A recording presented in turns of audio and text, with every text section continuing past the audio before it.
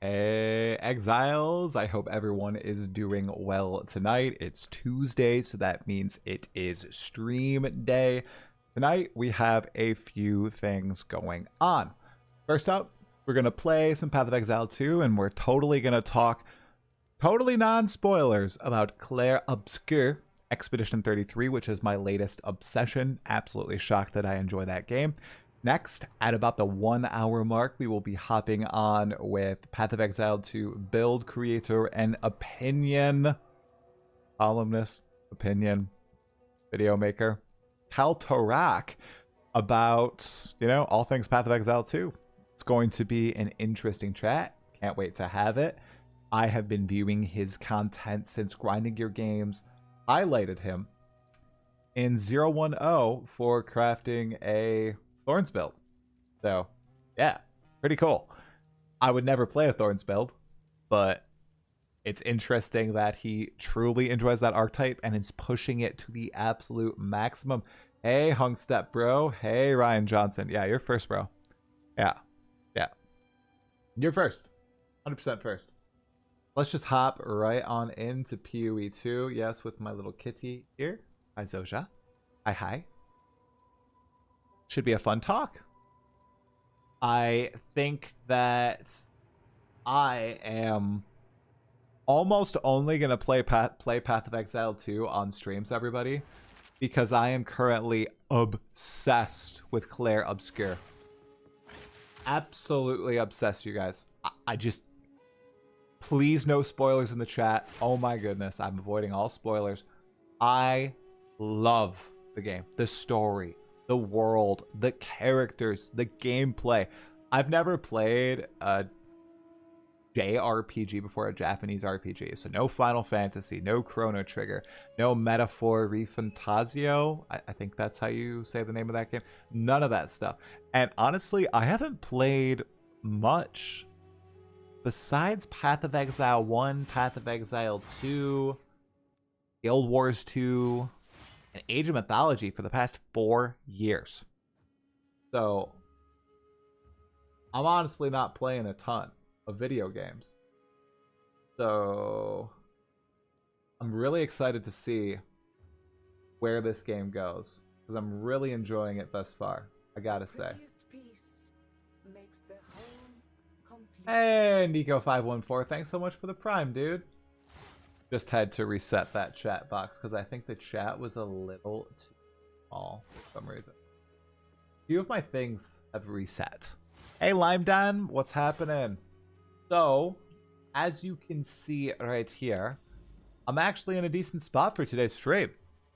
We might actually get some spicy content today. Doriani Citadel, I'm totally going to fail. Gamonra Citadel, totally going to fail. Because, as you can see here, I failed an Iron Citadel. Oh, no. Hey, Dak Krog, what's going on, dude? So we might path to those two. And then yeah, I think that's what we'll be able to do before KallTorak jumps on. Nico514, 11 months in a row, 12 months total. Bro. An OG. Yeah, guys, I don't know how to communicate how much I'm enjoying Clair Obscur. I did not think I was going to like it, and here I am, absolutely addicted. I had to pull myself off last night. I had to pull myself off. Like, I legit, I want to play that game so bad right now. But I had prior commitments with the pods and everything. I have one today, and we actually have another one on Thursday with Snoobay. That's going to be really fun. But I would be lying to you guys if I was saying I didn't want to play Clair Obscur. I am obsessed. That has Ignited Ground. I feel like I'll make a fool of myself and die if I do the Ignited Ground one. So how about we just do a different chill one? 3 extra rare chests. That sounds good. I've been hooked on PoE 2 since the update, barely hitting tier 10 maps on my lich. Oh, that's awesome, Lime Den. Very cool. Makes the whole complete. Hey, Durdrick, man. Thanks for the Prime, dude. 4 freaking months. Appreciate it. Chuckles Doctor, sorry for subbing in the middle of the last podcast. I assumed you had notifications turned off. That was my bad. You don't have to apologize, dude. Don't worry about it. That was an accident on my part. You just beat the new game plus an Expedition 33. Oh, congratulations. Without spoilers, I have just entered the... Oh, what's the proper name of it? The Flying Stone Peaks. I just got to the area. And yeah, I won't spoil just in case other people want to play. I know I'm anal about spoilers, so I'm sure other people as well. It's just a game that you really want to experience for yourself. So I highly recommend it. I'm going to do videos on it, you guys, because I just need to. It's going to not, a lot of you might not even see the videos because of how YouTube works. The algorithm just might say, this dude does Path of Exile content. Why in the world is he doing an Expedition 33 video? But I'm gonna do it because I feel like if it even convinces one person to try it out, it's totally worth it. That's my new philosophy. I want to use the power I have for good. Oh! And it is so worth it. It's just, oh. You're excited about the Thorns talk? My only curiosity is about applying the Thorns damage to be more proactive in addition to the reactive components. That is a great question because that's my only problem I really have with the build or playstyle is that it's so passive and I don't think I would ever enjoy playing something like that. So I'm going to see if KallTorak can sell me on this Thorns playstyle. What game am I talking about? Yeah, Expedition 33. Zero spoilers, guys. No. Anybody who says spoilers about that game, I am insta-banning in the chat or timing out for a few days. So don't do it. Please. We're all good people here, okay? No reason to do anything evil. And yes, I am saying people who spoil the game are evil. How that word has been wielded in mysterious ways. Okay, did that get wisped? It did, and it just got freaking one shot. Okay. Oh, by the way, my build has absolutely popped off. I found a few divines in the patch. Thank you. And I bought these 2 rings that each give 300 plus accuracy. That is like caused my damage to skyrocket. It's insane. How that little change has just upped my damage tremendously. I mean, look, I'm like popping everything now. I wasn't properly stacking accuracy before, Yes, caltrops benefit from Thorn's damage, I believe. Hey, Vladis, what's going on, dude?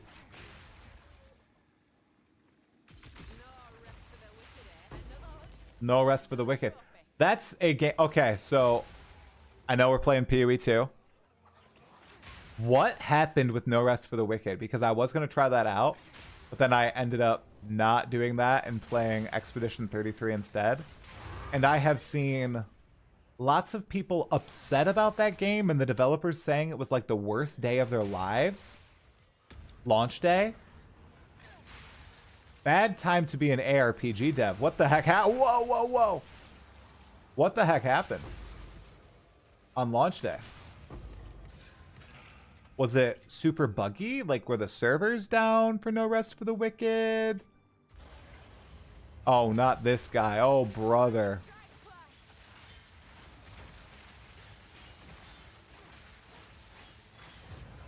Well, I've got giga damage. How am I feeling post-update, that Krog? I'm feeling good. Like, loot feels much better. I don't know what the hell happened with loot or the launch of Point 2. Obviously, it was toned down massively. I thought it was... I don't know what I thought it was. Like, that's been a problem. Everybody's had a problem with it. Like, I guess... Was it intentional? Was it not intentional? I haven't really been able to ascertain that from their posts. I guess I just don't get why they did that to loot. Like, it felt really bad, and it was the reason a lot of my friends quit the game. So it's really unfortunate that It's like Dream and Surgog and Local Hole and I talked about. You know, 2 steps forward, 3 steps back, you know? I feel like if loot was the same in this patch as it is now, way more people would be enjoying the game. Hey, Try, I'm sure you didn't see my post on X, but I freaky would like to thank you for your influence and measured take sprinkled with positivity. It's kept me in this game and led me to one of the most incredible PoE2 runs I've ever had. Thank you and keep it up. 100%, Pelisas. 100%. Yeah. All I can say is I'm enjoying the game. I'm going to highlight the things I enjoy, talk about the things I don't enjoy, and I'll keep it real with you guys. If I'm not liking the game, people will know.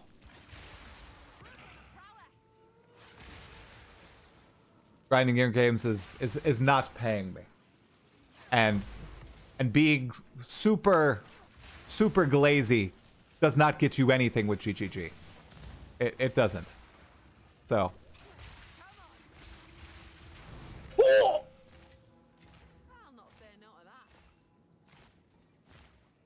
Okay, maybe if you glaze GGG just a little bit, they hear you live, and they cause a divine orb to drop in your map.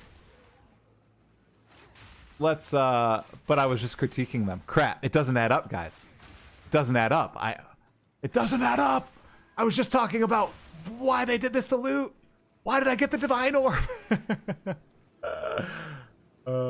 Sure, bro, sure, yep. Yeah, by the way, right after I said all those positive words about Expedition 33, I got an interview with the lead developers. I hear that's all you have to do to get interviews with the devs. You just have to be really positive about their game, and then they just give you interviews. Oh, people are so freaking funny, man. Oh my god. I can tell that KallTorak is going to be very disappointed that he's going to talk to a lightning spear enjoyer today. He's trying so hard to make some awesome, viable, off-meta builds. And here I am, blasting everything with lightning spear. It's so freaking satisfying, though. Like, what can I say? It is beautiful. Make more skills that like look like this and feel like this, GGG. Not like screen clearing, but just the visuals. Or I guess the screen clearing power, yes. But yeah. Divine orb to silence me. It's a bargaining chip.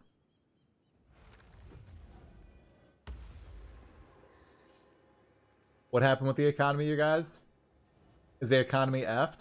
Uh-oh. You just did a Thorns run on Kat? Oh, very cool. Did you use KallTorak's build or no? Okay, guys, do we do a Doriani? Do we do a Doriani? Oh, the boss damage is really subpar. That's why I use Primal Strikes on bosses. I think we can do a Doriani, guys. How about we do... No, not you. Okay, let's see. Let's do it. Let's not... I'm not going to juice it, though, guys. I just want to...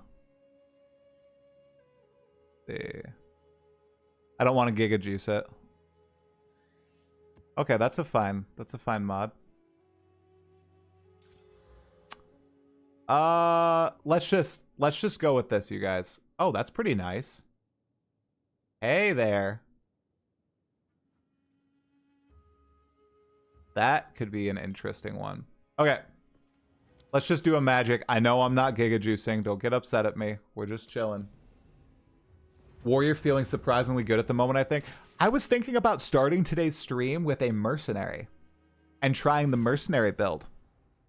What is it? That lightning build. Maybe just like literally following a build guide. That's something I haven't done in PoE2. It's Ben's build. He made a super powerful lightning-based... whoa. Lightning-based build. What is it? Oh, guys, I don't know the names for crossbow. I haven't played crossbow. I'm gonna go directly to the boss. As to not somehow die. Oh, because I am super squishy. I don't know if you guys can tell, but this character is beyond squish. Like, I'm surprised I have not died on stream yet.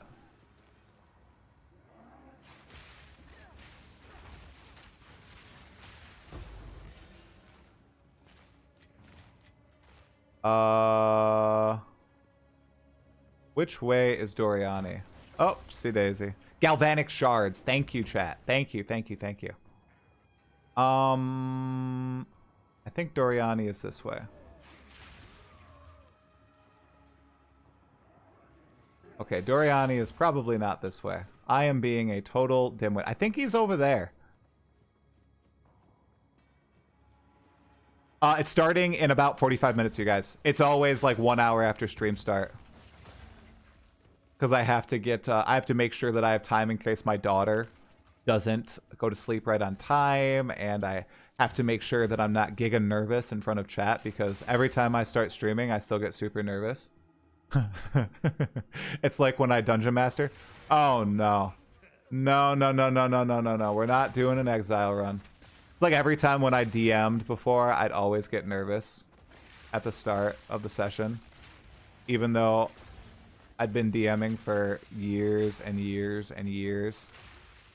I'd get those butterflies in my stomach and think, oh my goodness, they're going to think my voices are silly and bad and nobody's going to have a fun time. Why am I even playing D&D? Nobody likes me. Those are all the lovely thoughts that used to go through my head. I am so scared right now. We're doing pretty good. By the way, I still don't have a perfect jeweler's orb, you guys.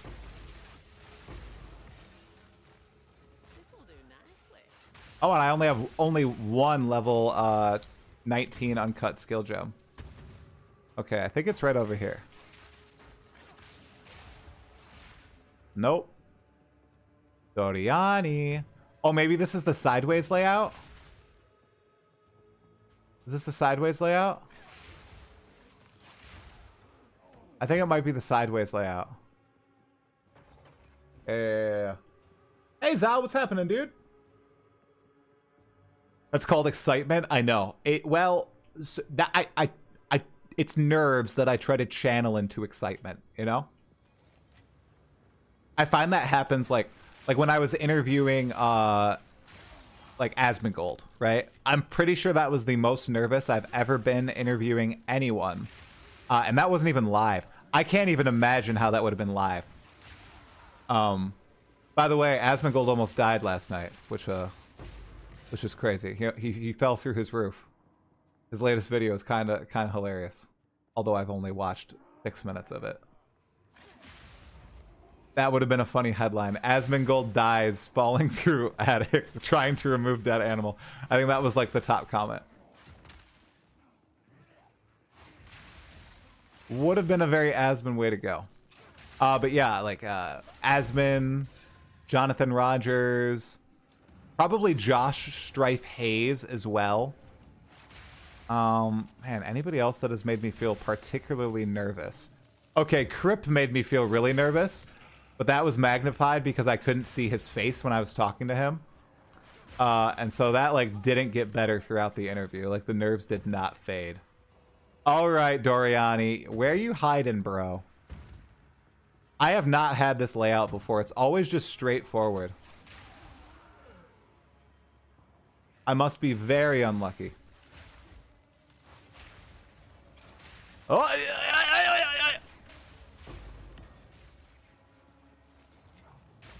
see, literally these guys can just one-shot me. What is this layout?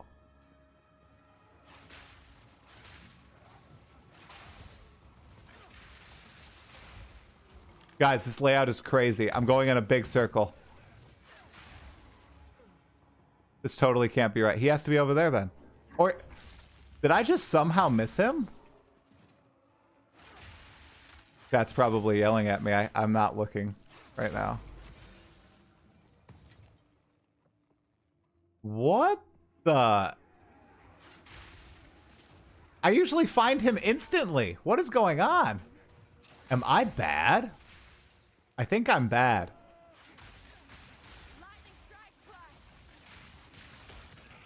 Oh, no. Don't blow up corpses, bro. I am back at the start of the map. Okay, well, that was very productive. It's okay, guys. We're going to get everywhere.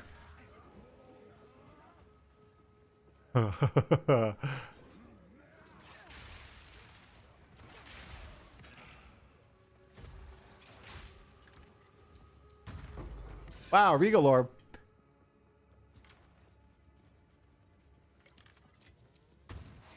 Oh, I know. I wasn't afraid to offend Asmongold. I've just watched him forever, and he was the dude who watched one of my first videos, and his reaction helped me out, helped my channel out a lot. I don't know. Whoa! I'm an idiot. Oh my god. That's hilarious. Has that been there the entire time? And I was just incredibly nervous to speak with him. Because he's huge. And I couldn't believe it was happening. I think many of you guys have heard the story before, but it was the night before launch of PoE 2, and I've been trying to get him on stream, and he said he'd do it, you know? And we had chatted on Discord and everything, but he's a busy guy. And then I'm about to go to bed after ending my stream that night, so I could get a good night's rest before launch day. Right as I'm about to close Discord, I see I have a message from Asmongold, right as I have my hand hovering over the top. And we hopped on a Discord call and we did that interview, and that is like, I think it's my second best performing video ever. But it was a lovely chat with him. Okay. Here we go, guys. Here we go.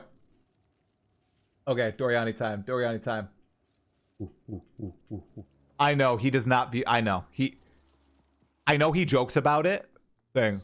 Lucky I'm humble. He is literally humble. He is humble.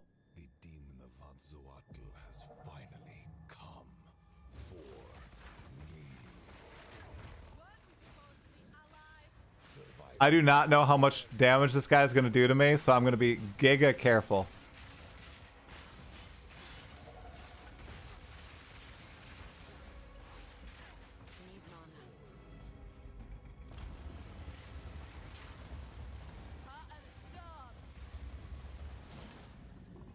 Okay, I believe I phased him.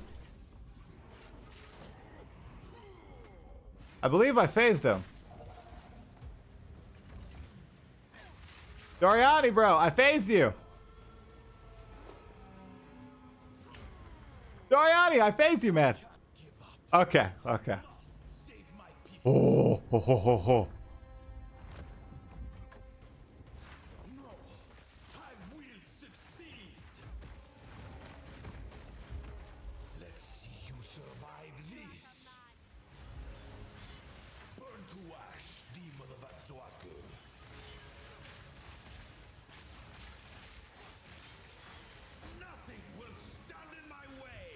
Shoot!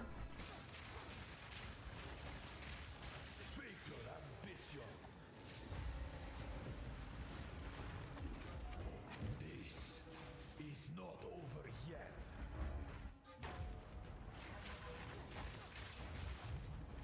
Aziri will soon begin. There's the butt laser! There's the butt laser! Ah!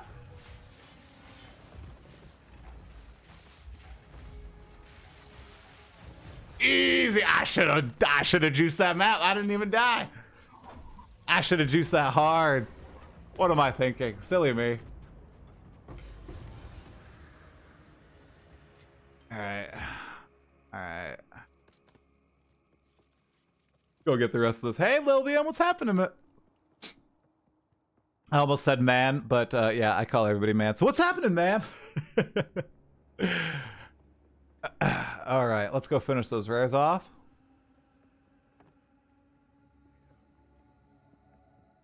You were here. Okay, and now we do Jamanra.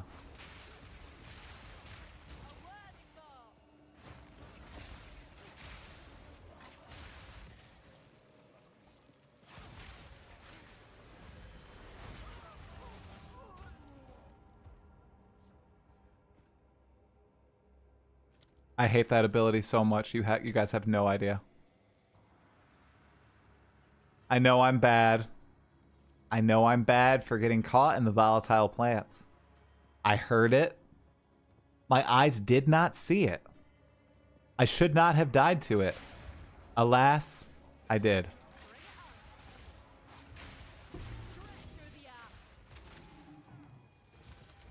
I just think I have died the most to that modifier. There's nothing else that even comes close, you guys.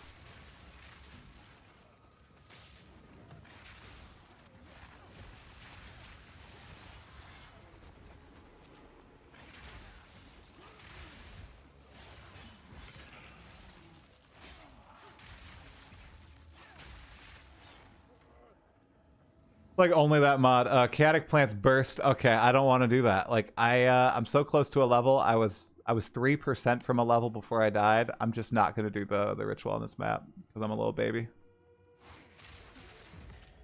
Well, that guy just got freaking popped. Oh my god. Oh my gosh, I haven't been using my barrage. Okay, okay. To my credit, I just added barrage to my skill set. Last play session. And I have not played since buying Clair Obscur. So I did not remember. Thank you for reminding me. I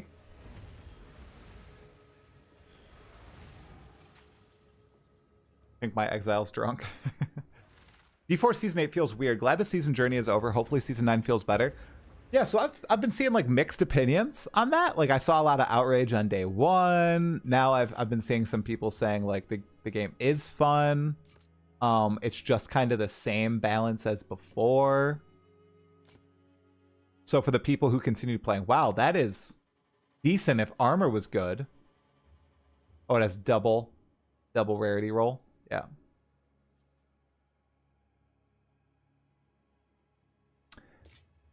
Have I checked out stuff from Jorgen? I don't actually watch a lot of videos, to be honest, from any content creator. The most is like Surgog and I'd say like Dreamcore. But I have seen Jorgen stuff. Yeah, I chatted with Jorgen before. He's really nice.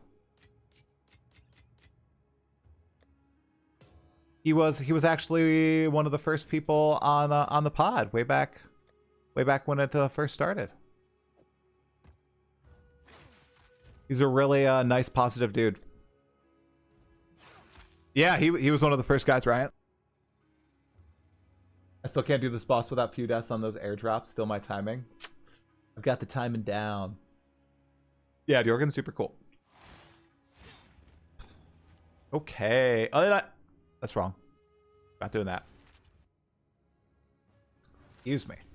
Okay. Yeah, he's the delve man in PoE 1. Okay. How far away are we from Jamanra? We are probably, what, 1, 2, 3. It might just be 3 maps. Let's check it out. Let's do Val Factory. I hate Val Factory. I think this is the one that I really don't like. We do it regardless. Oh, there's a megalith. I didn't even see that. Oh, there's a boss rush. Jeez, I didn't even know. I've already done that one. So I'm not going to do it right now. I'll do it later.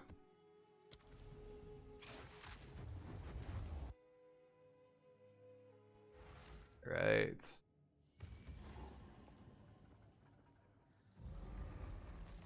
Maybe. Do you guys know? Can I just buy the fragments for wow, that was really bad. The Iron Citadel.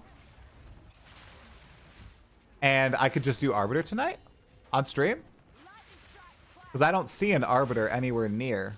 But if I can just buy the frag, kind of, I'll probably just do it.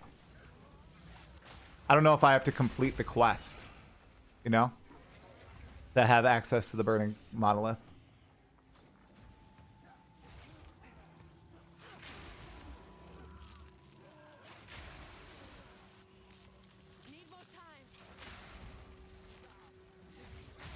Whoa, whoa, whoa!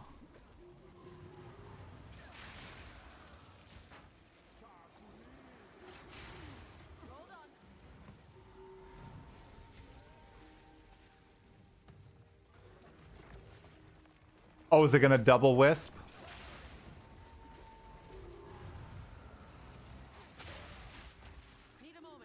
Oh boy.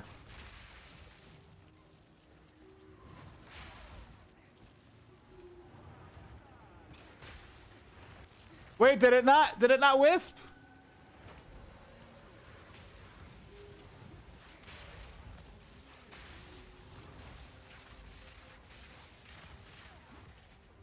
Oh, nothing good, unfortunately. To breach or not breach right now? I'll clear the map, then I'll breach, because breach is still uber deadly. Now, everybody has been talking about how good chests are. I have not gotten a single good drop from chests.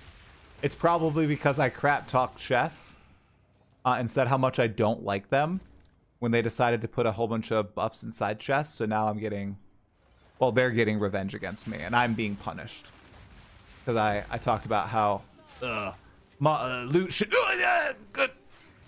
That was close. How loot should be dropped from monsters and not from chests. Doesn't help in D4. We are doing the same thing still, just more tedious now. Feels strange.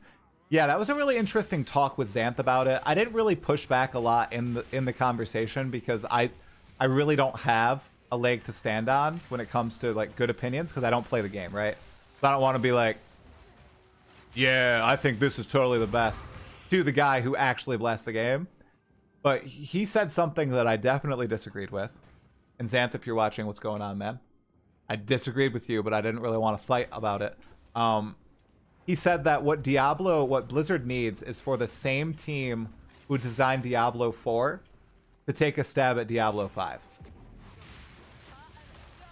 I don't know, man. I think I disagree with you on that one. Like, he brought up Path of Exile 1 and Path of Exile 2 and other successful sequels. The thing, and Diablo 1 and Diablo 2, how they, you know, went to make on sequels. Well, the thing is, wasn't like Diablo 1 already like a good game? Like, wasn't it well received? Like, are we saying Diablo 4 is well received? Like, is it a good game? Or is it bad? Is it like a terrible game that people don't like? Or is it a game that's misunderstood and has a bad rap? Because I think that's what he was trying to say. He was trying to say the problem with Diablo 4 is people think Diablo 4 bad.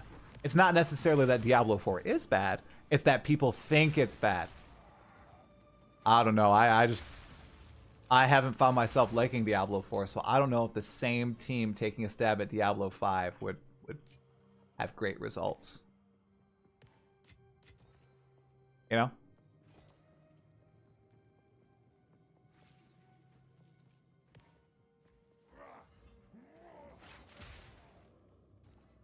Blizzard needs to bring back the OG Diablo 2 team to make Diablo 5. Well, I have a feeling that's not happening. I'm sorry to deliver this terrible news to you. I don't think those people want to work at Blizzard. Yeah, I think that's everything.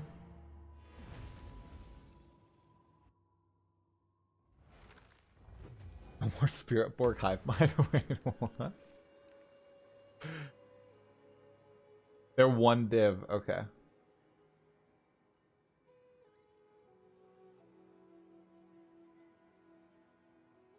Right. That was another thing that I did kind of know about. A lot of that team is gone from Blizzard, right?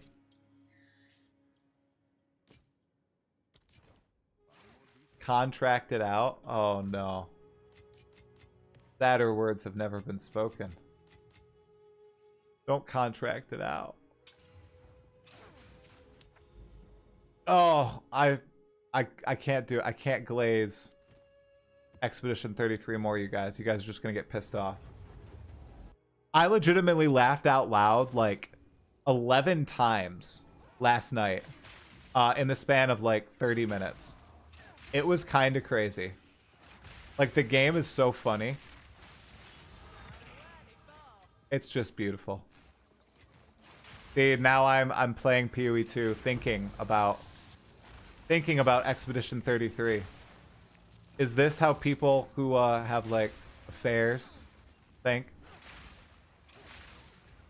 I would not know about any of that. But I am really like, oh, I wanna play Expedition 33. I will play a little bit tonight. I promise myself.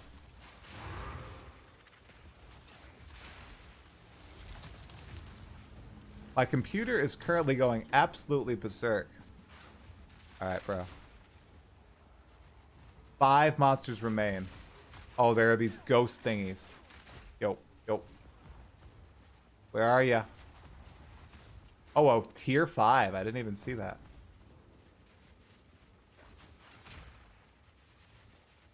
Alright, where are these vile creatures? There's one. Okay, there's one monster left. Bro.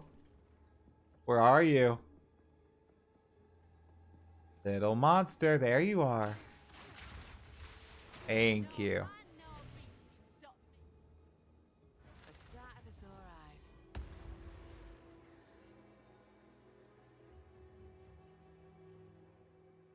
Slotted tornado into the fan sockets. Yeah, it is going overboard right now. That computer. Oh my, or the fans. It's my GPU fans that are going berserk too. Oh, finally. There we go. There we go. Moment of truth. I get the same team could be good because they have the experience now, but do they play it safe or do they innovate?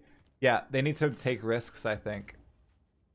It seems like they're very afraid to take risks, which I think is necessary in the space for certain people to like your game. So how I understand it is Expedition 33 is taking a lot of risks. Like it's a risky game. That's what I've ascertained. Maybe that's why I like it. I don't like turn-based games typically. I don't like Souls-likes. I know, crazy. But I love this game. And I love the story. And I've seen that this team that's making Expedition 33 are all basically junior developers. And many of them are former Ubisoft devs. Now that is interesting. Because I know Ubisoft has been going through some issues as of late. I am a watcher of legendary drops, so I saw his big Ubisoft saga. I don't think I've ever played a Ubisoft game, but I've heard they're in extreme trouble. So then this junior team of devs from France, 30 devs or so, comes out and make, in all regard, to me right now, it's a freaking masterpiece. And I'm hearing that it just stays really good.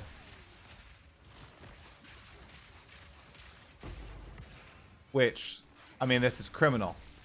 You can't make a game this good and have it stay good from the beginning to the end.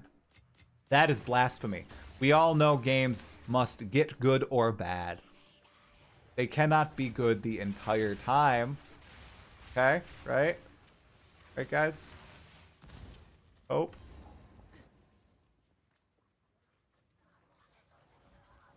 Scare. Oh. Yeah, see, so many tier items drop. But where is my spear? Give me a spear. Spear. Wow. Upgrading my accuracy, guys, has turned my damage from like a 3 to an 8.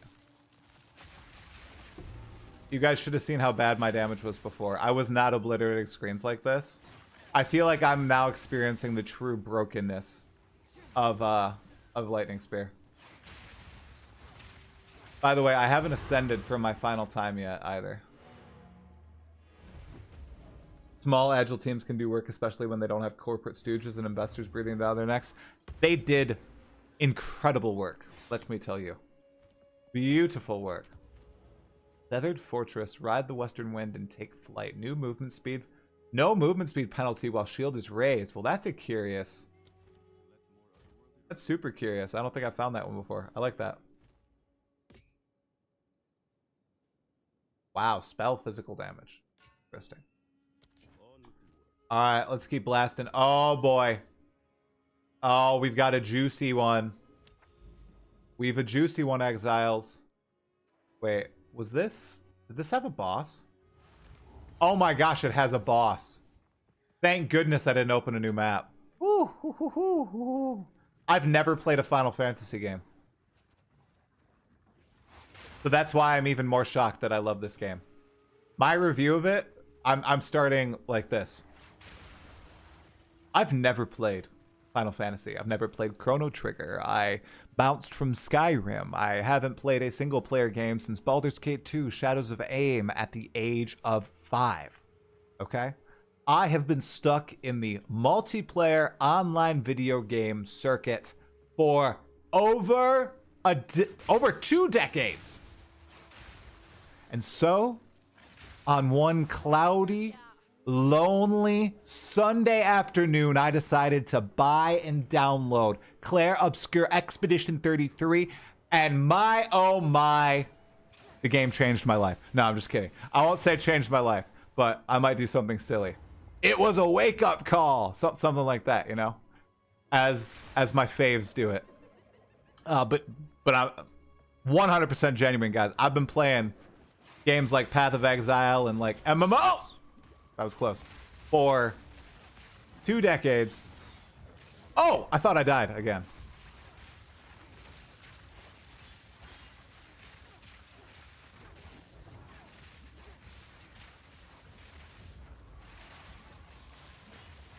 Sorry, I'm focusing so I don't die. That'd be really bad. Okay. I've been playing just like MMOs and stuff. No story-based games. And I love storytelling. I am a Dungeons and Dragons enjoyer. I am a dungeon master. I love A Song of Ice and Fire. Like, I read books. I'm a crier too, you know? This is a really hard-hitting one for me. This penetrate lightning res, nice. Oh, that's actually pretty decent. Damaging ailments though. That's not good. So this game, it's hitting me hard, really hard. Okay, so we need to do this. We've got 18 minutes till the pod. Okay. We're totally not gonna die. Totally gonna be fine here. Hey, Lone Legionnaire, what's happening, man? You love Dragon Quest, Final Fantasy? Yeah, see, I'm a virgin for that. I have not played any of those games. This is the Fallen Sun, right? Yeah, it's the Fallen Sun.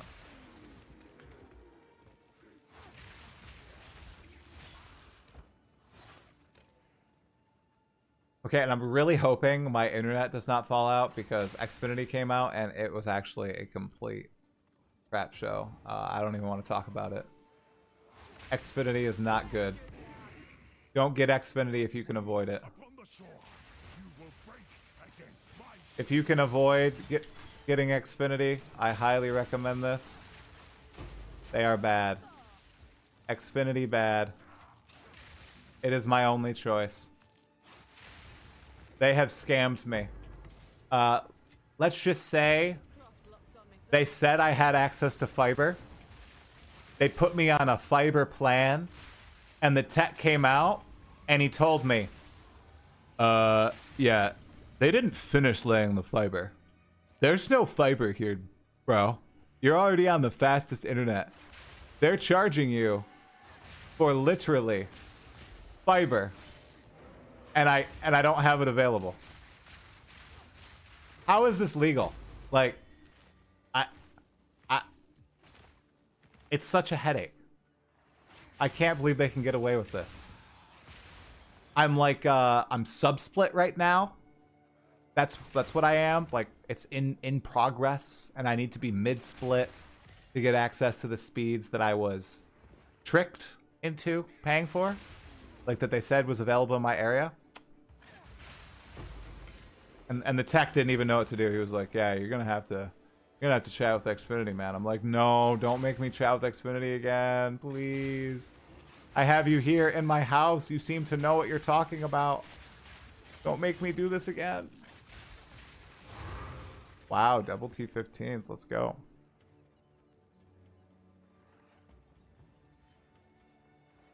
I have never and I've not played Baldur's Gate 3 either. Maybe I'll finally pick up BG3 after enjoying this. It really doesn't seem legal. It doesn't.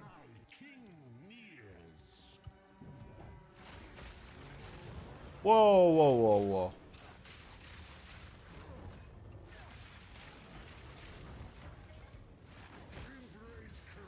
Holy crap.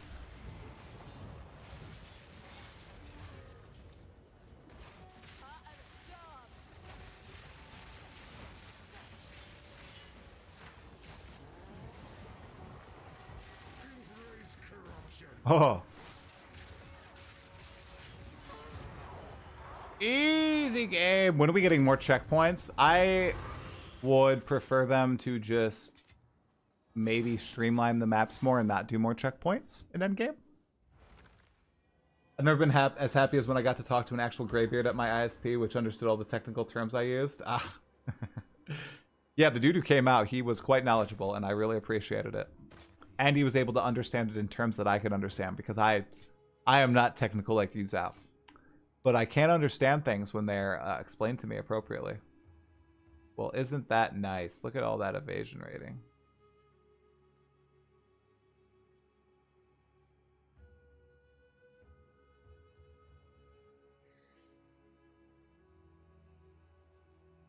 Wow, okay. That's really nice.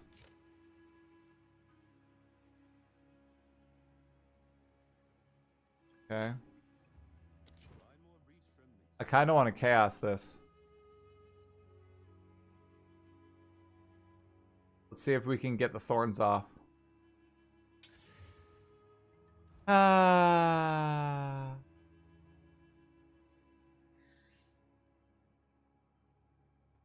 I don't need res on my body armor. Okay, maybe I'll keep it. Maybe I'll keep it for now. Also, I should totally upgrade Primal Strikes. Sandspit is your favorite map? The one that's like a beach with the connections in the middle? Yeah, I know a lot of people love Sandspit. Okay, I think we have time for one more mappa. Oh, wow. Double Untainted Paradises? Holy crap. Guys. What?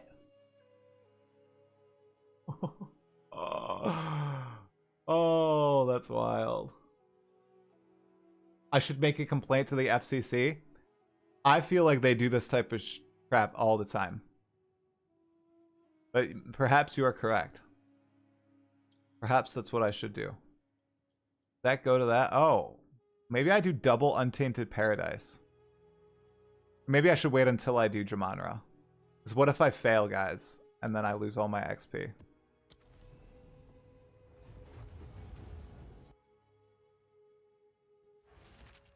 It is a commitment game, that's the thing. Well, I even feel like Expedition 33 seems like a commitment game. I don't know how long it is. I don't know how far I am into the game. So I could be 5% in and I would have no idea. I would be shocked if I was only 5% in. My guess is maybe 20%. But I don't know. Wow, that is... all the monsters are very far away. I mean, next week is my birthday. Maybe my wife... I'm going to, of course, spend my birthday with my daughters. But, you know, at my household, we're total 21st century dorks. Maybe I'll make a birthday week happen. You know, like I do with my kids. Because I'm a terrible dad. And I can play that game all day and maybe finish it. If I could parry worth anything, I'd probably be much farther. But I got stuck on one boss for an hour and a half. I'll just say the boss's name. Like, that's not a spoiler. I got stuck on Go Blue for an hour and a half. That's not a spoiler. I hope people don't consider boss names spoiler. I really don't want to spoil it for anybody. But... and it wasn't because I was under-leveled or anything. It's just because I was bad. And I couldn't do the real-time mechanics. And I refused to down the difficulty. It's not happening.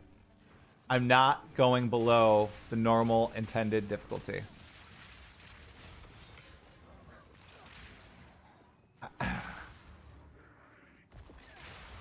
You've mostly played RTSs and ARPGs. MMOs for me, RTSs, and now ARPGs.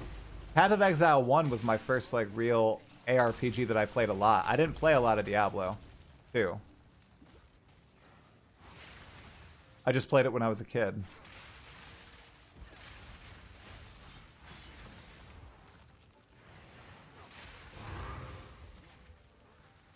This is so busted, you guys.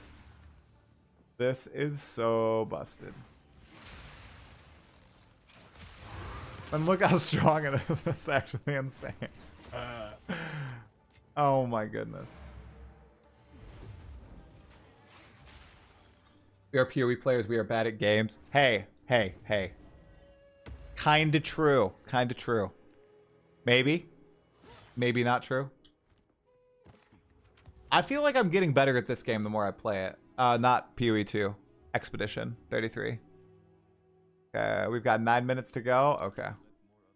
Gonna get one more map in there, and then we are prepped.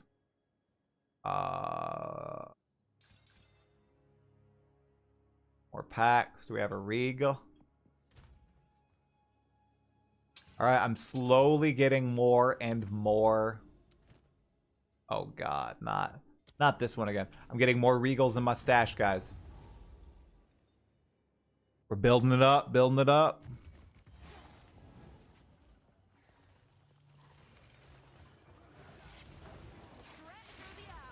I can't believe I just missed every monster. Truly high skill player. Oh!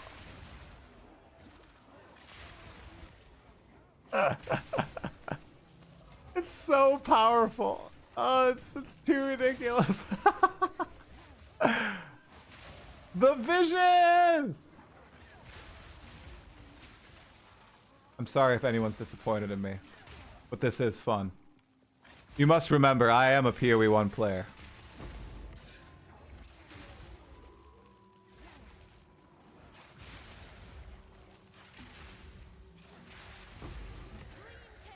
I will play the Vision when... I don't know. I guess I kind of was playing the Vision for a while, because before I got these upgrades, I actually had the Primal Strikes quite a bit to kill rares and everything. But with these upgrades, I'm just blasting everything. It's not even fair. They don't even get a chance to react. Whoa, baby. I mean, that just bounced off the wall. I didn't even aim that spear at a monster, and everything died. That is hilarious. My charm saving my life once again. Look. I just killed those guys that are up on the ledge with lightning spear. Oh, it's so beautiful. Oh. No. Oh, hello.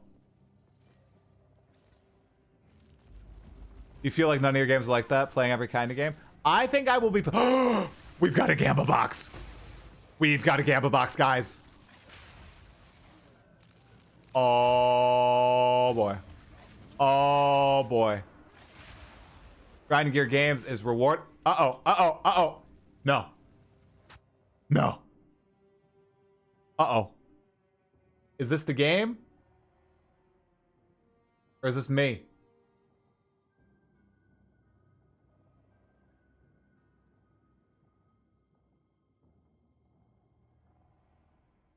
I think it's the game. I don't think it's me. I see no frame drop. Okay. Please don't allow me to lose my gamble box. I better get in. I better use that before this instance crashes. Alright, ready? Okay. Log in.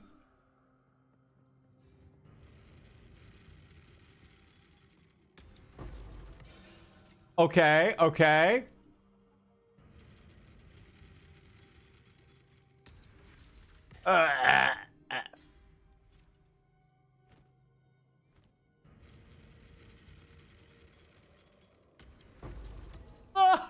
Oh! No! GGG! my heart, it had my heart going a little fast there, though. I won't lie. I won't lie. Thank you for the opportunity, Grinding Your Games. I do appreciate it. Since I will never gamble with real-life money. Ever. Literally ever. Thank you for giving me this outlet in your video game. I suppose it scratches that itch a little bit.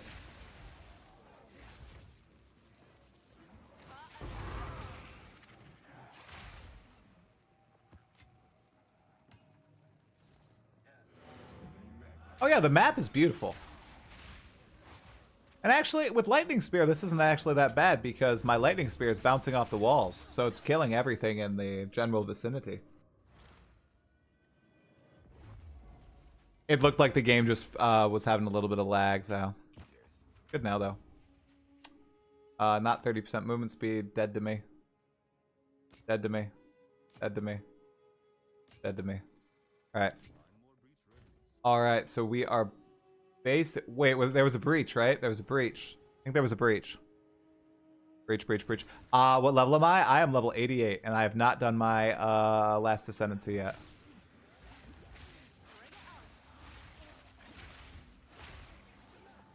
Where is that breach? Where is that pesky breach? I didn't find it? Doesn't look like I found it. There it is.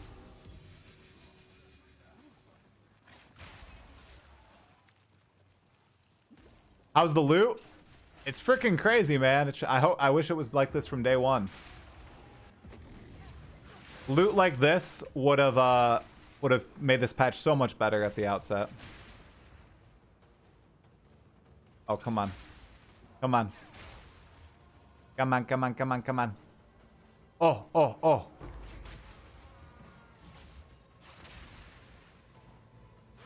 Oh, no. Where are the mobs? Where are the mobs? No, it's a wasted breach. Rip. Yeah, but seriously, much better.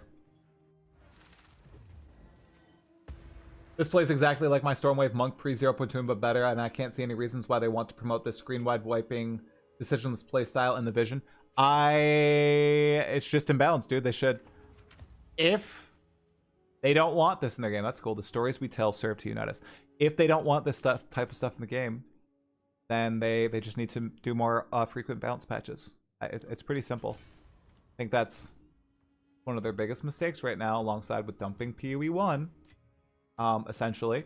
Okay, maybe we're getting a June expansion, but been about a year, right, since last expansion. It's dumping PoE 1. And it's not doing frequent balance patches on a game that is in early access and obviously needs balance patches if they want to differentiate it from their other title. Two big problems. Okay, we are getting into the pod. Farewell, chat. Well, I will see you, chat. You just won't see yourselves. All right. Moment. Big stretch.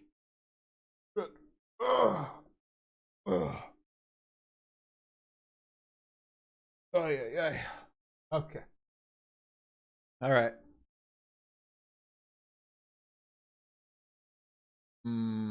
Is that a loot from character start being better or just later game and maps? I have not done a full character start, so I definitely have to try that. Light and Passion. Okay.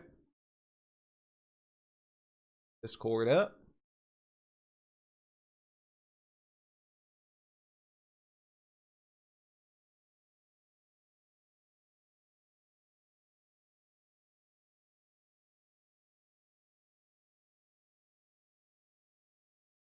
There.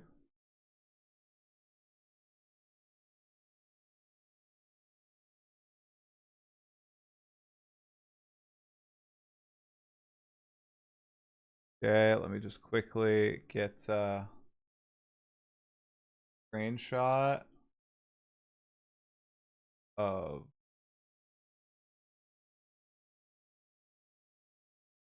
questions that I had for my boy KallTorak. We'll hop in.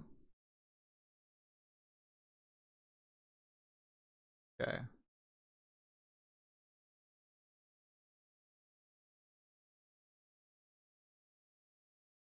Farewell, chat. Is audio set up? I gotta do the virtual cam. Yeah, I'm remembering this. I'm remembering this. This is good. I'm also gonna open my window because it is hella hot in here. Output device, headset, video is good. Okay. Let's open that window and we're going to talk some thorns. But not just thorns.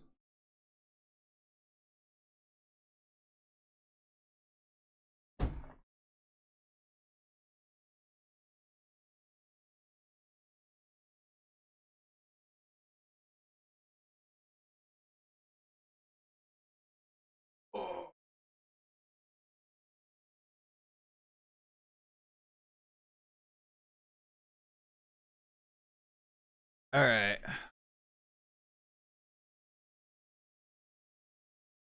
That's a little bit better. All right. Also, let's go down here. Now we're going to be low to the ground. So the camera that is for some reason in a very odd position actually works. All right. Here we go. We are getting KallTorak in. Let me know how his audio levels are. I will also be observing chat. Do not worry. I will be observing. As always, I'm watching. Okay.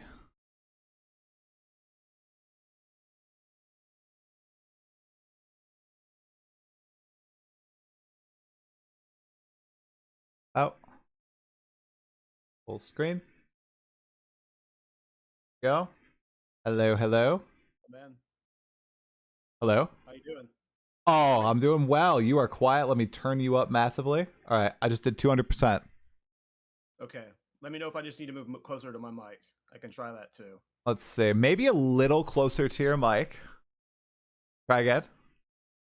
How's this? Is this better? I think that's much better. Let me just turn you up on ops, but I can hear you much better now. There we go. Okay, cool. All right. Lit. Wow, you're already perfectly lined up too, I'm pretty sure. Hell yeah. Happy to see that. Always fun when I don't have to do a whole bunch of shenanigans.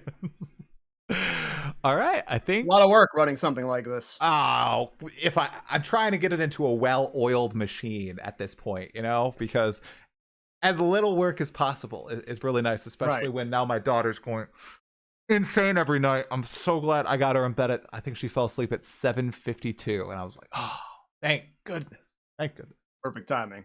My wife was also pretty happy about that too. How you doing today, man? I'm doing well, man. What about you? Been Uh, playing not Path of Exile a lot. I heard. okay. Yeah, before we hop into the actual podcast, there, yeah, big elephant in the room.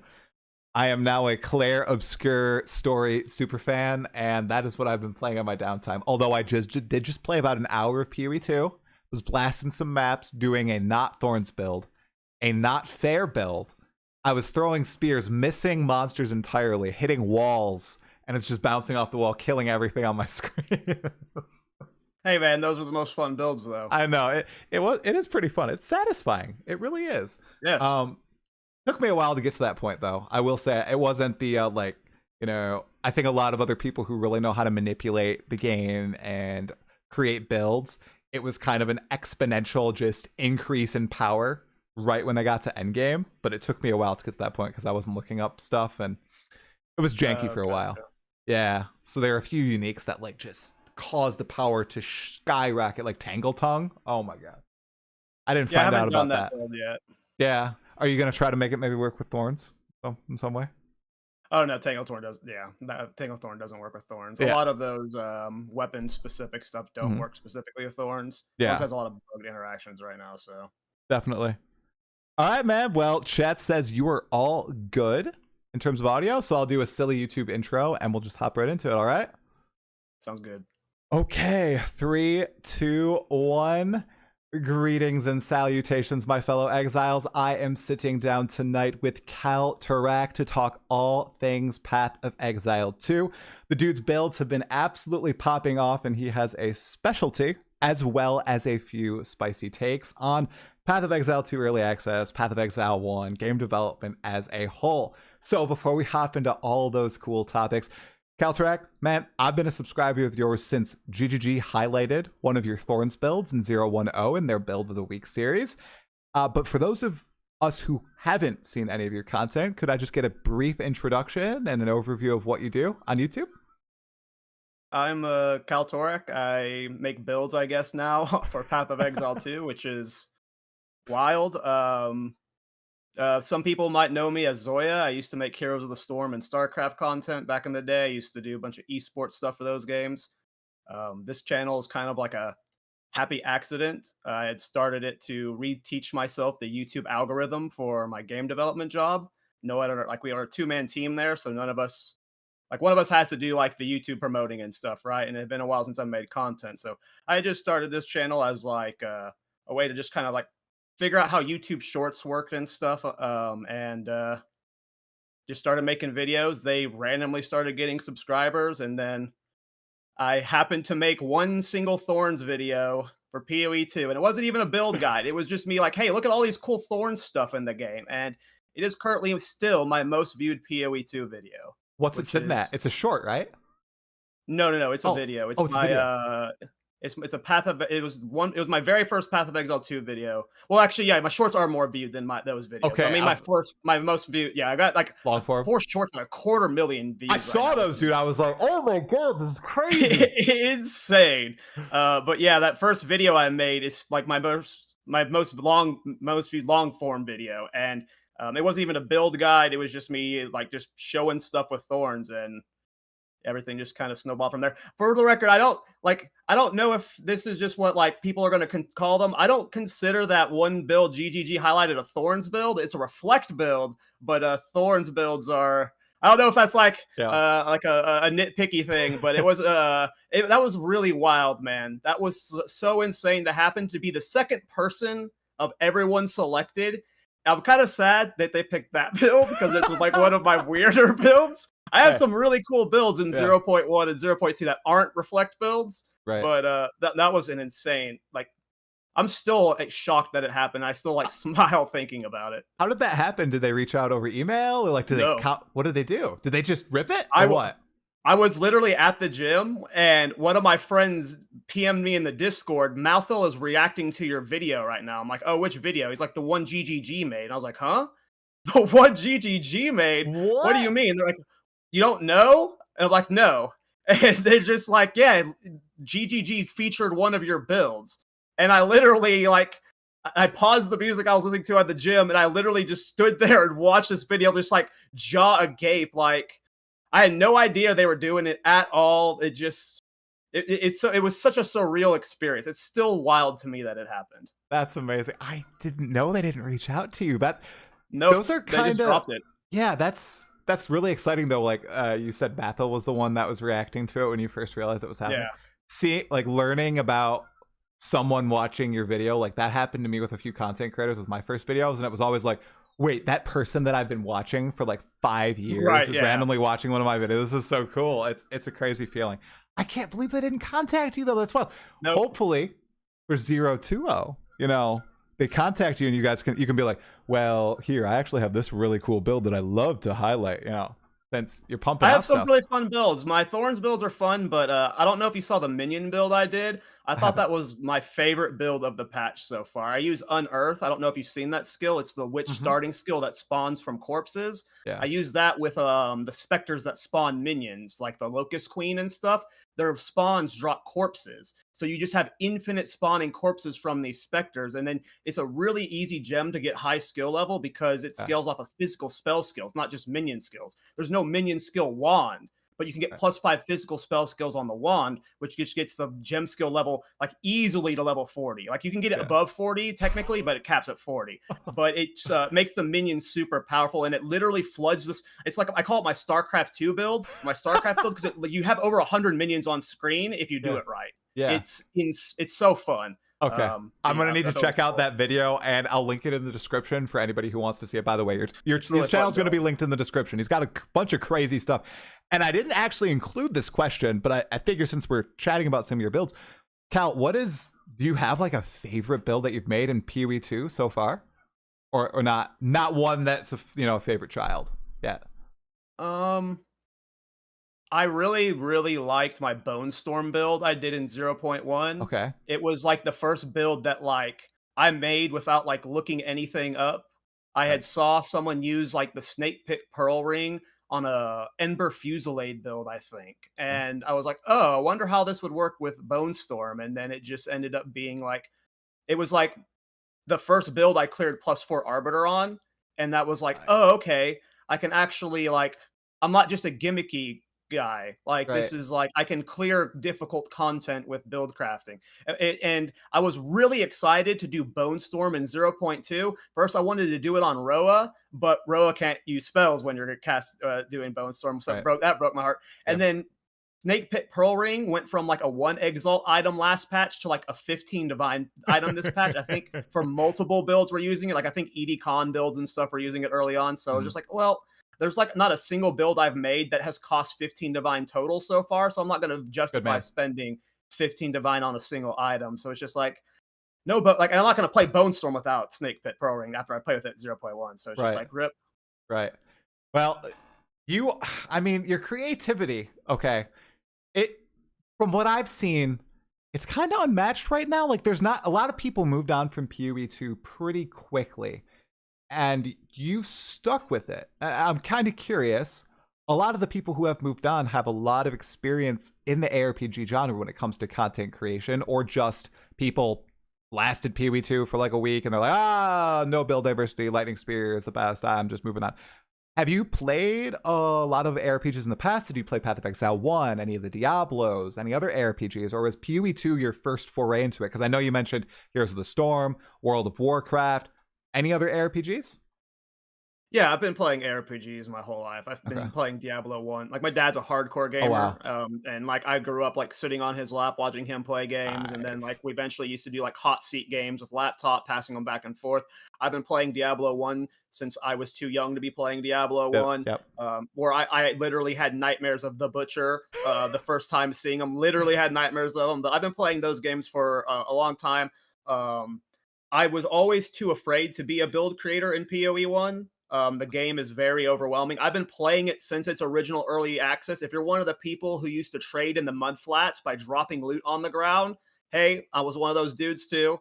I've been playing it for a very long time. It's just I was always too intimidated to do my own build crafting there. I guess I was just younger. I had too Yeah. much of a min maxer approach to games, like a lot of people do. And when I would think about making my own build, I would go, well, there's no way I'm going to be able to pull off a build that's mathematically better than these guys who have been doing it for so much longer. So, majority of the time I would play PoE 1 was copying you guys know me as the Thorns guy. My friends know me as the Cyclone guy. Like I literally play any form of Cyclone in any single ARPG ever. I love Spin the Win.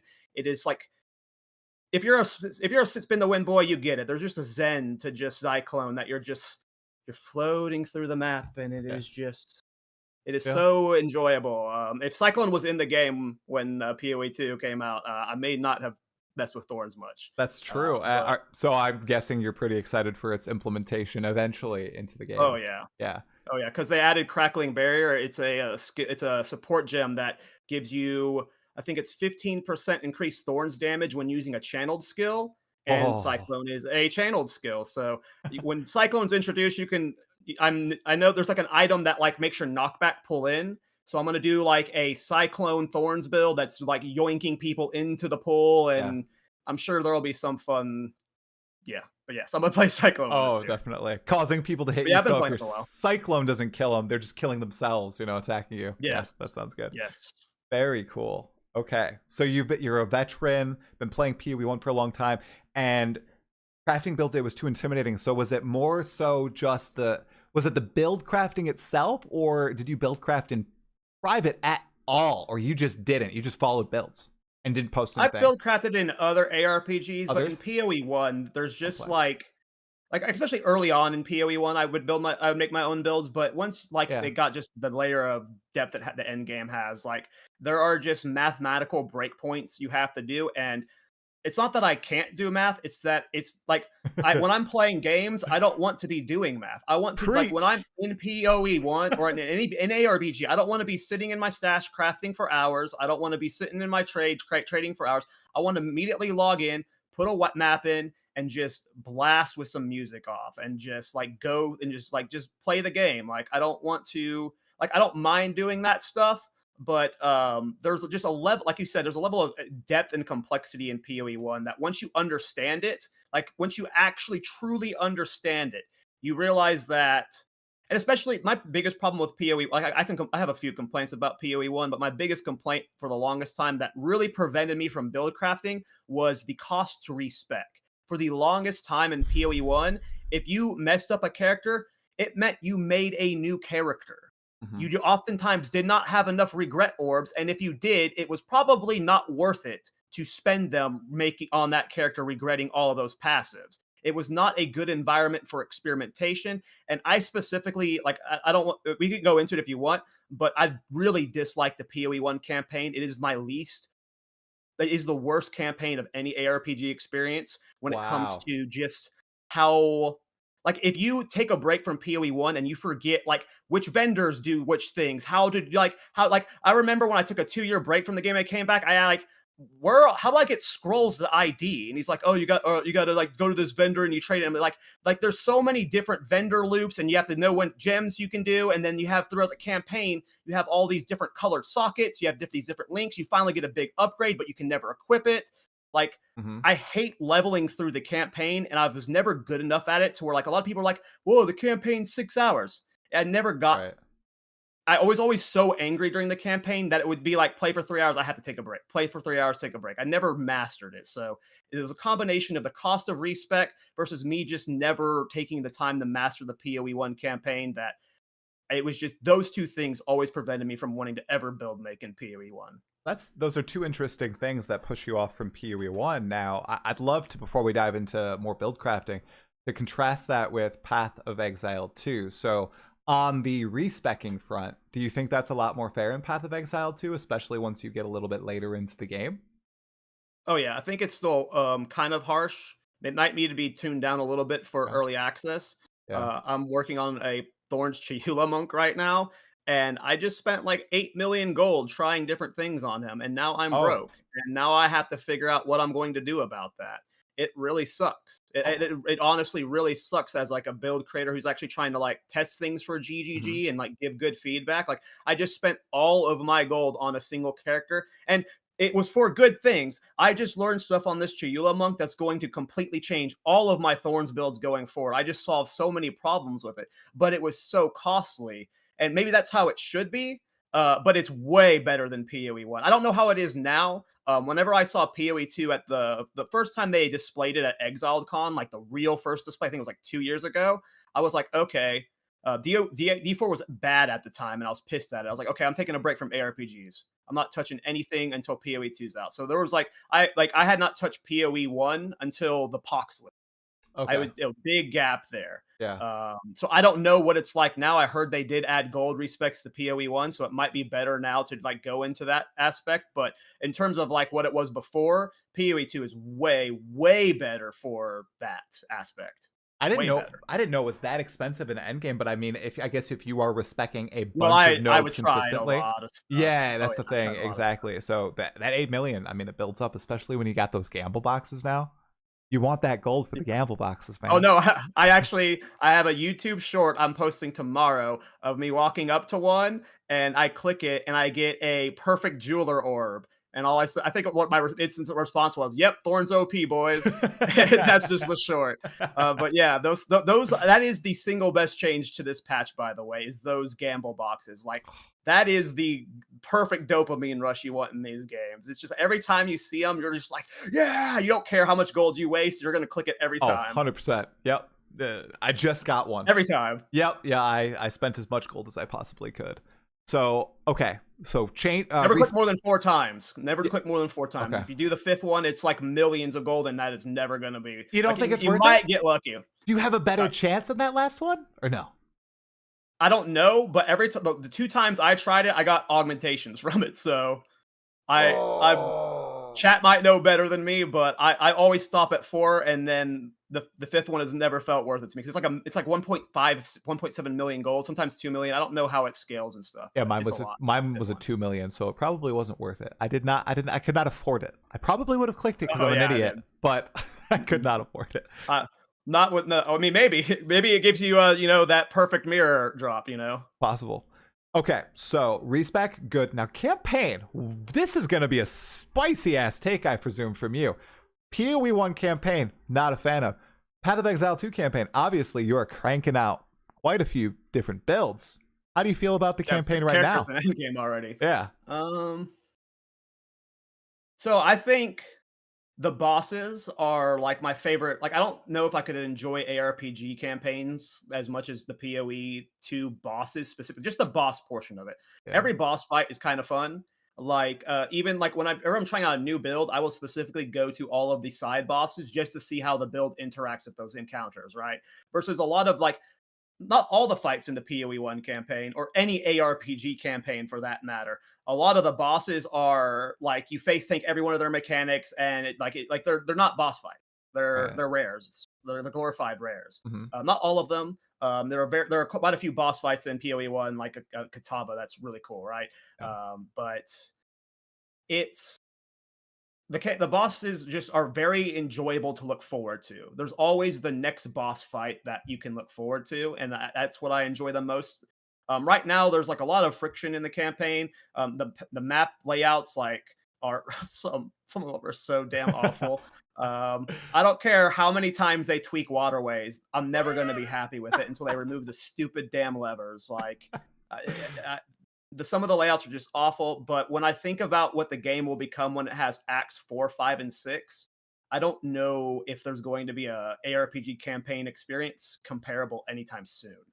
It's going to be like, think of how many bosses we have right now. 4, 5, and 6 are going to double it with 3 new Citadel bosses.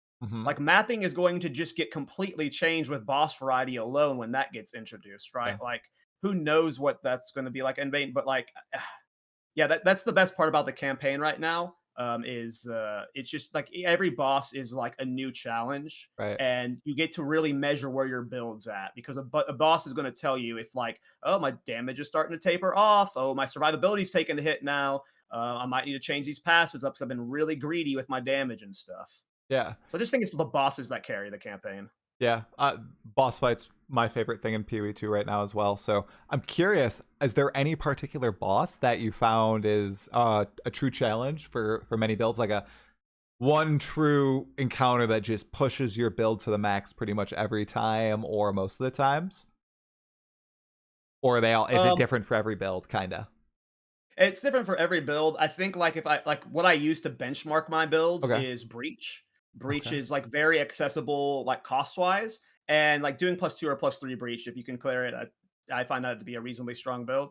Um, there are specific builds like Thorns builds, the stupid fire skeleton. I don't know the bone construct boss. Yeah. That is the hardest possible boss for reflect bosses. A lot of his shot attacks will one shot you. A lot of them are really dangerous to try and take hits for Thorns. So like anytime I see like Hidden Grotto, or I think he's also on Abyss, Yes, he I is. burn those maps. I Oh, just yeah. put the Waystone in it, and I put another one in right after, and it gets rid of the boss modifier because it's too risky. I will die and lose my experience. It's just Wow. he is the single hardest boss fight for reflect builds. But I look forward to, and I guess a third answer would be the ones I look forward to is all the Citadel bosses. Anytime Yeah. I do a Citadel, I am super excited for it. The Citadel fights in general are like the coolest fights in the game. Like all 3 of them are like Doriani, the lead up to Doriani. I love when he's like shit talking you and he's like Yeah. taunting you on your way up. Like that, the theme of Doriani's fight's super cool. But when Jamin-Ra cuts the train in half, that is the coolest fucking moment in any ARPG. There have been so many attempts to change the terrain in battles in many different boss fight games. But the motherfucker cut. Can I curse on your podcast? I'm Yes. sorry. Yes, you Okay, can. I'm You're sorry. fine. I didn't check beforehand. No, you're good, He dude. cut the train in half, dude. He cut the train in half, dude. And then you have the Counts fight where that poem is so cool. So like all 3 of the like, yeah, it's those. Yeah, the boss fights are just cool, man. Count Geonor and Jamanra, just the atmosphere, very hard to top for me. I am agreed. eagerly anticipating Acts 4, 5, and 6, man. Same, and then man. what they eventually decide to do as well with the end game, because actually in like PoE 1, the end game bosses and the stories surrounding them are just as good as the campaign, if not better, a lot of the time. So right now, obviously, it's bare bones as all hell. Like, you know, you go down to the Arbiter and it's like the 4th edict, and you're like, what the fuck is the 4th edict, man? What's going on, right? And I feel like once that's all chained together, it's gonna feel so fulfilling. The atmosphere is gonna be so great and on par with like Count Geonor and everything. Yeah. Oh, I'm so excited. Have like multiple arbiters. Like I assume there's going to be an arbiter of the Nazgul guy. Ash, other things, and I like. There's going to be bosses beyond that, and then eventually bosses beyond that, and then of course they'll bring up like the more difficult versions of the previous bosses we've encountered and stuff. And it's just like the end game really has no depth right now. The reason why I make so many characters right now is because after about 30 to 50 maps, you've seen everything there is to see. Right. And you can't like if you're a blaster and stuff, you can go beyond that. But for me, it's like usually 30, maybe 50, 100 maps, and it's just like, okay, I'm level 90 to 93, and if I wanted to push further, it would just like there's no reason. By that point, I can clear +3 to +4 content. So you are casually dunking on me because I just must die very frequently because I am not level 90 and I have done more than I think 100 maps. Maybe I haven't. They need to add a scroll for that to see how many maps I've completed. I think I play reflect builds, and like I have to spend a lot of time solving dying because you're taking damage to deal damage, right? Right. So I invest usually heavily into defensives, and my characters have hundreds and hundreds and hundreds of deaths, man. Yeah. I have probably lost, like, if there was not the extreme death penalty, I'd probably level like 80, like 98 to 99 on most of my characters. Like I die so much. I agree that there has to be, like, maybe it's just like a get good noob type situation. It's not something I'm going to be like die out, like willing to fight over. Like if this is how it is, it's how it is. But like on my Chayula monk right now. So for Thorns builds, you like at level 20, you can use level 20 skill gems, and a lot of Thorns damage comes from Scavenge Plating skill gem, like almost all of it. So when you have a level 20 corrupted gem to 21, that is a huge, huge damage spike for you, and you need to be level 90 for it. And it is such a struggle hitting level 90 without it. Once you have level 90, you get such an insane damage increase. It makes all of your mapping and everything so much easier. So you can grind to 93, 94. But that grind to 90 is just so dangerous because of the XP loss. And I agree with you on that. Yeah, the level 90 power spike, I kind of like that there's that late kind of built-in power, like latent power just waiting for you that you know you can get as long as you have the gems available at level 90. It's like a surefire. It's almost like it's not like an extra ascendancy, but it's just a big boost in power that you know you can get if you can build your character to level 90, which is quite the task for quite a few people. Honestly, like if you're hitting level 90, you're, like you said, reasonably into the end game. Yeah. So I'm so close. There's a lot of chaos in level 15 waystones that can just like, no matter what you do, you can run into modifiers that like make you can't regenerate over half and stuff, or so many different one shots. Like you have to be really on your toes if you're pushing for 90, or just have an unkillable build. And it's tough. Do you have a least favorite waystone modifier? Top of mind, I'm curious. Like one that you're just It was Ignited Ground until my Bira's Reflect build. That build's funny because if you step on Ignited Ground, it procs Bira's, and Bira's was like just one-shotting the entire screen, right? So Ignited Ground maps were actually just like, it was an Ignited Ground map build, so you could just run on all those patches and you're just instantly killing anything and not having to do anything. But Ignited Ground is really awful. Even after they nerfed its damage, it's just, I burn every Ignited Ground map. Temporal Chains is a close second right now. They're like, when I say close seconds, I burn all of them. I'm like, meaning I vendor them or like sell them to somebody or give them to a friend or whatever. Like I don't ever use those ones. Yeah, Temporal Chains and Ignited Ground, and those two are just like hard nose. I'm swapped with you. Temporal Chains #1, Ignited Ground #2. The Temporal Chains change doesn't matter the build. Right, it's crazy. It doesn't matter the build. It went from like 7% to 22%. That is It makes, crazy. dude. And like when you have like, I don't know why GGG is punishing move speed so hard on armor builds. Like when you're wearing like a big armored shield and like and you're doing a full armor build, your move speed is already like struggling to get over 0%. And then like you're talking about minus 20 something percent. Like it's just temporal change are just like you, I don't think any build would want to do it. Like you'd be like so like it would have to have every other modifier perfect for you to want to do it, I guess. I hadn't seen it in action, what you're describing with the armor and the shield temporal chains, until Off Meta Michael made a video showcasing it. I mean, Oh, you're did he? basically Good. not. Good Yeah, he man. did. Good And it's just, he's man. just like, yeah, so here's what it is without the armor and everything. And now you equip the armor and the shield, and you're just like, it's like you're moving through molasses. It's crazy. So, These are the videos we need, my man. it's a good video. It's a good video. So just Okay, that is expressing it. exactly like when you make that video. If anyone at GGG sees it, it doesn't like they like all that has to happen is GGG sees that video. There's no guarantee. He did the best he could. We've done the best we could, right? Like, but if anyone, it's obvious to them, right? It doesn't like no one's thinking, oh, that needs to be that way, right? The moment they see that interaction, someone's going to make adjustments. Yeah. We just have to hope they see it. He had a really great or an interesting solution with temporal chains. I'm curious to hear your thoughts on it because I thought it was quite creative. Wherein instead of the modifier just being on the map permanently, the map spawns with like an extra mob, a witch that's casting it, and if you hunt her down, you know, she's like a rare or unique mob, and you kill her, it's gone from the map, and she, you know, maybe she does like extra rarity boost on her. I thought that was such a fascinating idea. That's cool. Like It's an interesting concept because you have that one map. It's the bog in Act 3 where you kill the witch for your spirit I was like, gem. bog, yeah. You have the little fire altar in the middle that when you clear it, it gives you the map buff, right? That's a very similar mechanic, right? I Where like it. you complete an activity and then it causes a modifier to the buff. The downside with those things is you have like the mentality of, oh, I can't kill anything in the map until I find her, right? Gotta Because of do what it. she does. True. But that's I always hate trying to min-max around min-maxers or design around the sweats, like because 98% of players aren't going to care about that, right? But Right. that was my first initial thought was like, I would want to do this, Dang but it, then man. 98% of people wouldn't. No, right? you're poking valid holes in the argument because a lot of PoE is about that exact topic. Oh my goodness, we just trailed. Holy crap. Okay, Thorns, my man. I'm curious. What attracted you to this play style in Path of Exile 2? Firstly, was it just, wow, there's a lot of options, or wow, there's nobody doing anybody with this, or just, oh, I got some Thorns gear, let's equip it, see how it goes, and you found out, oh, it actually works. It's not a meme.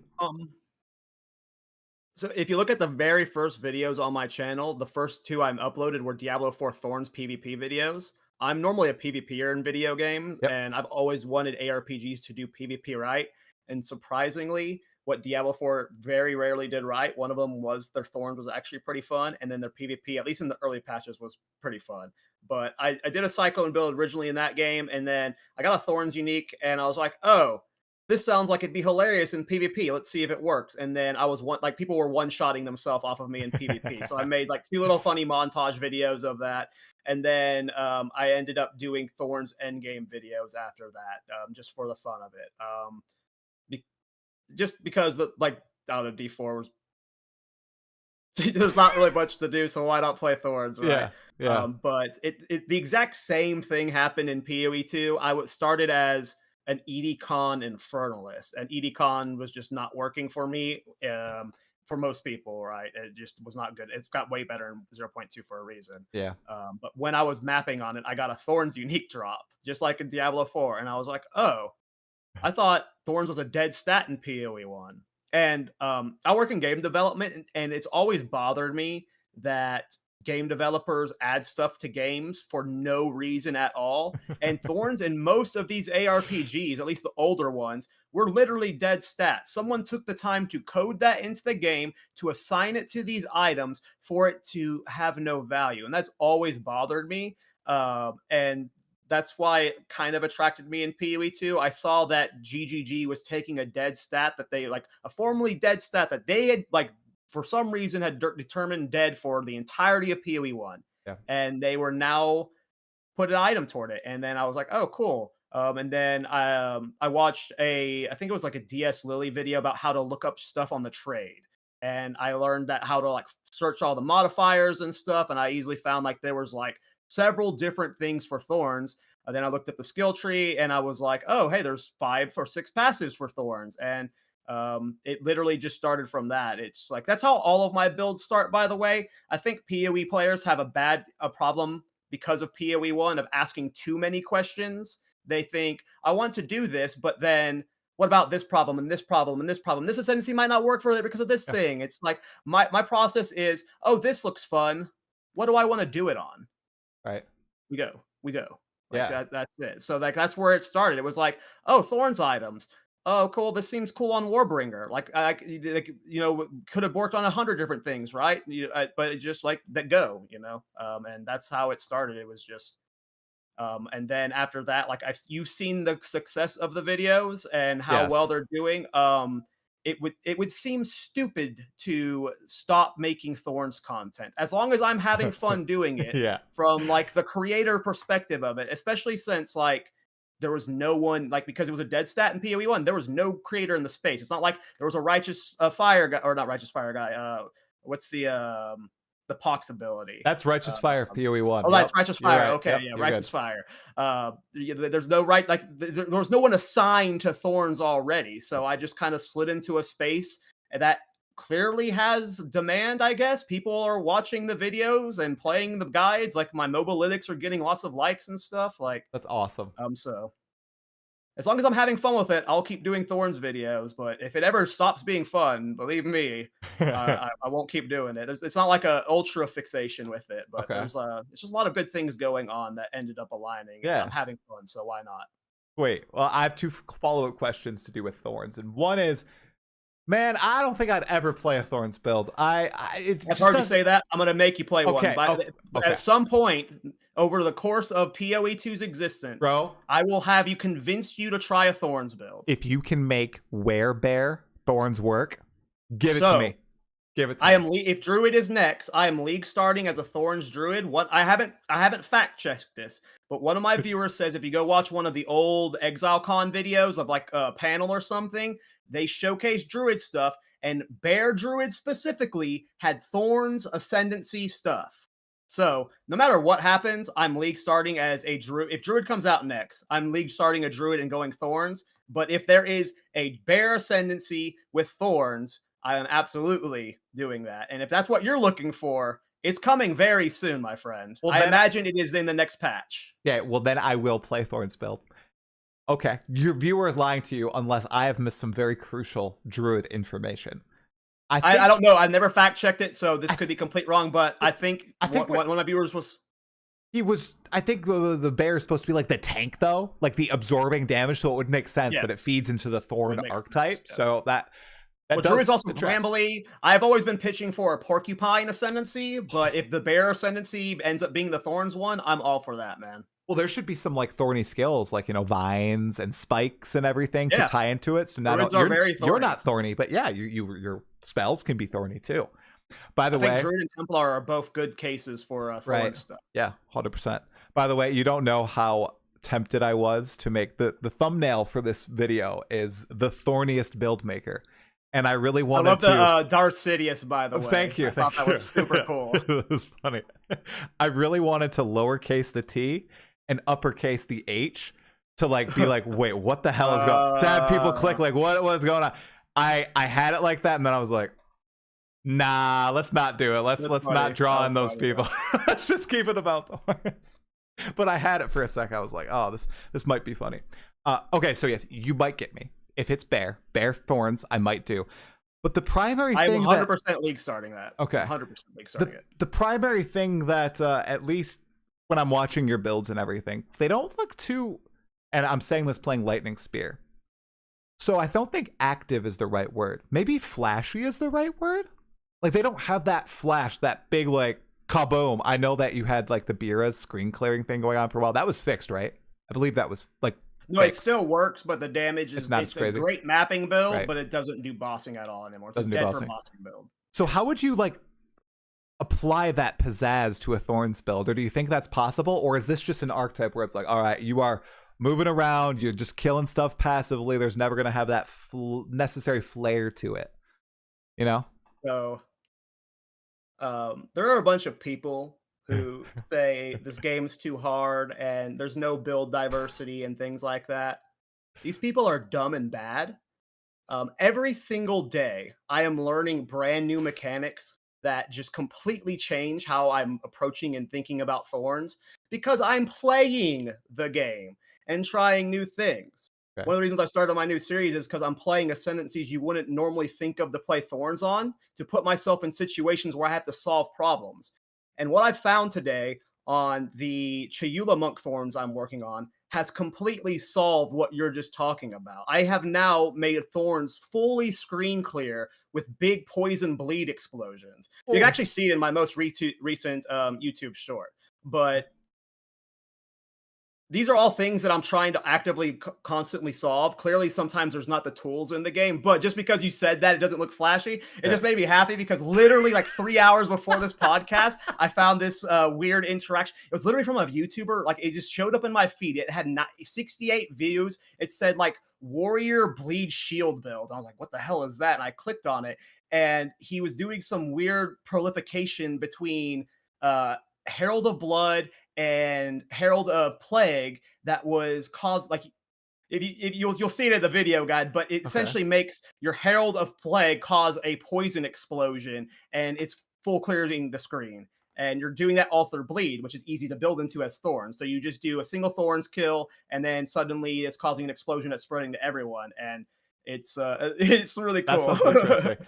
And by the way, it literally just happened too. By the way, you are being called based in the chat, so nobody's mad. At least in the live chat, everybody's like, totally based, totally right. I went into the stream with no chats open because I'm terrified. I'm gonna be as honest as I can be. When I've uploaded my last few commentary videos, I expected them to get downvoted into oblivion. The last one did not. It's like a 90% upvote rate. I think I've done a good job of like cultivating a community that's not acting that way.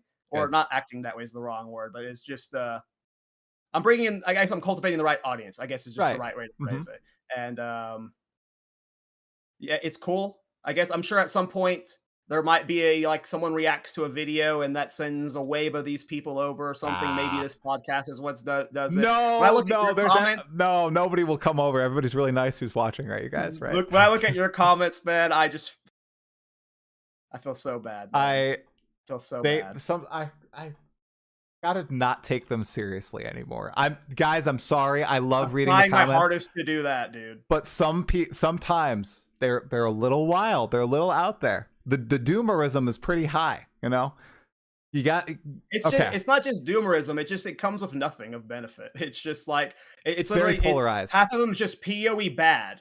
And like that's the sentence. It's like it's not just PoE bad, but the one sentence they say is the summary is PoE bad, but it doesn't like explain. They don't give any like the video might not even be pertaining to the sub that at all, and they don't give any context as to what they're saying.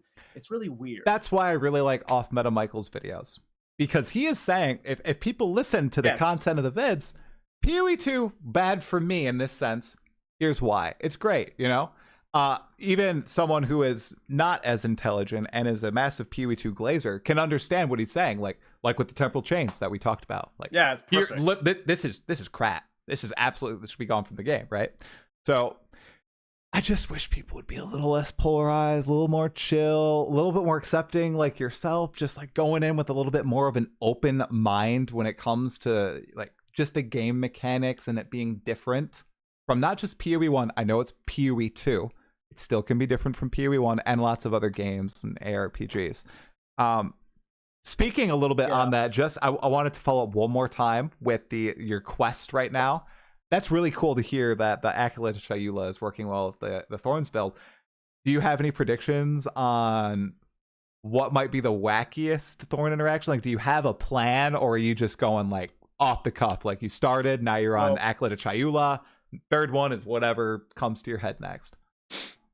The Chayula was me polling my audience. That was like an accident. I didn't want to do the Chayula. I'm happy it did now because Chiula is really bad for the Thorns. Aspects of it just don't straight up work with Thorns. Like Mana Leech doesn't work with Thorns right now. It's like just bug, right? So that entire portion of the Ascendancy doesn't work.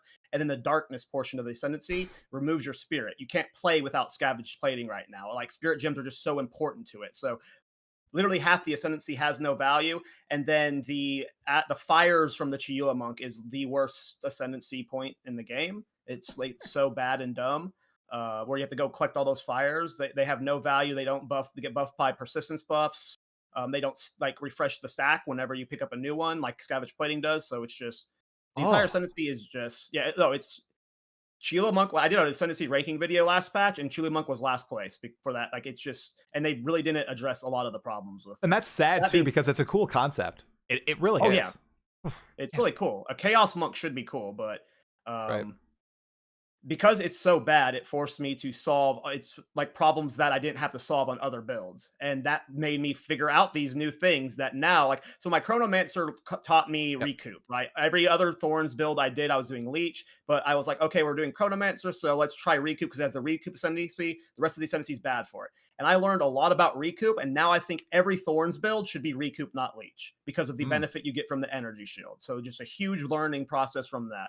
And then you have the Chiula Monk, where I had to solve all of these problems, like so many extra problems. And that's where I learned how to clear. Like I was going into it, like, oh, we're going to do poison. And when poison wasn't working that great, I just started messing with stuff and learning stuff. And then eventually now the Chiula Monk is performing better than my last several Thorns builds, despite being the worst ascendancy for it. So once I go back to those old stuff and reapply what I learned, they're just going to perform better. Yeah. Next, I'm doing Ritualist. Not like you asked, do I have a plan for the next ones? I do have a plans for the next ones. I'm not going to let my community vote on the next one. I specifically want to do Ritualist because Ritualist has benefits both of the styles I learned from Chronomancer and the Chiula Monk, because you have the bleed portion of the Ascendancy and the recoup portion of the Ascendancy.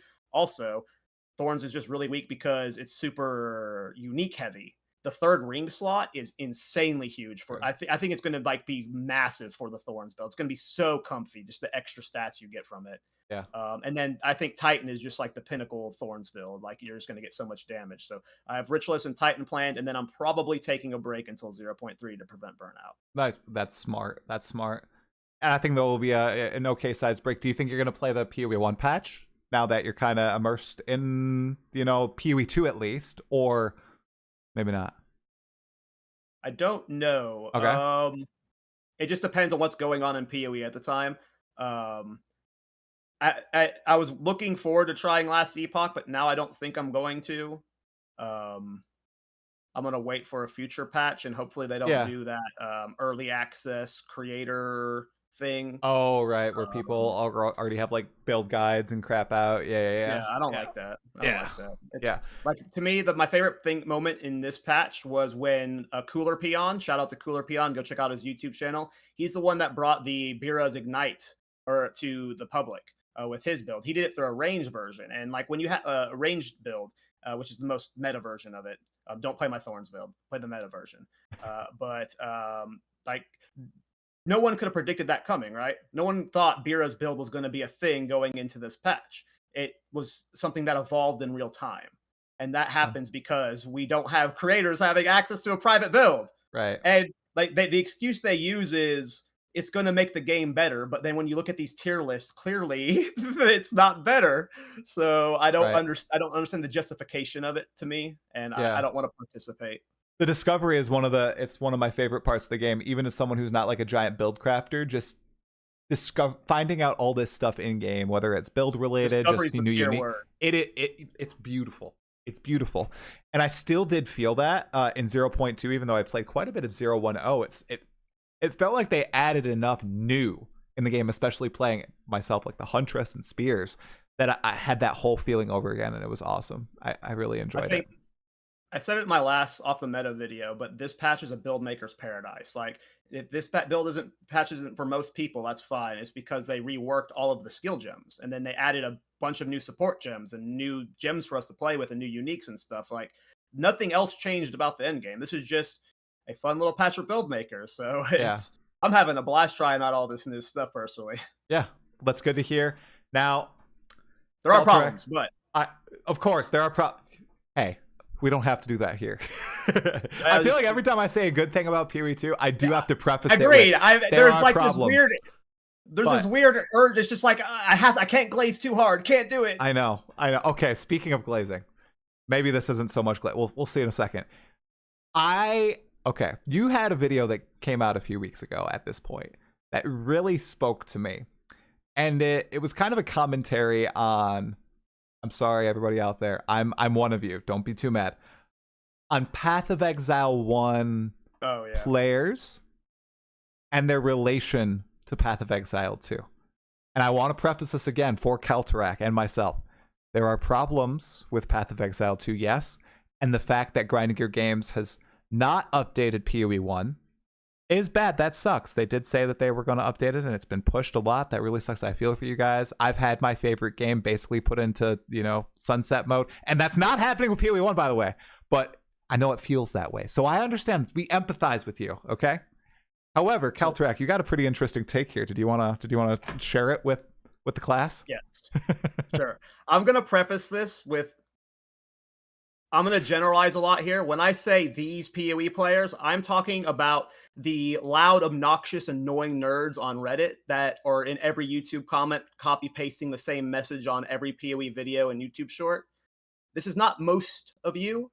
This is just a very loud and angry minority, and I truly believe it is a minority of the community that is acting this way. It seems like it's a lot of people, but I don't believe that is the case. But that being said, if I'm wrong, I'm wrong.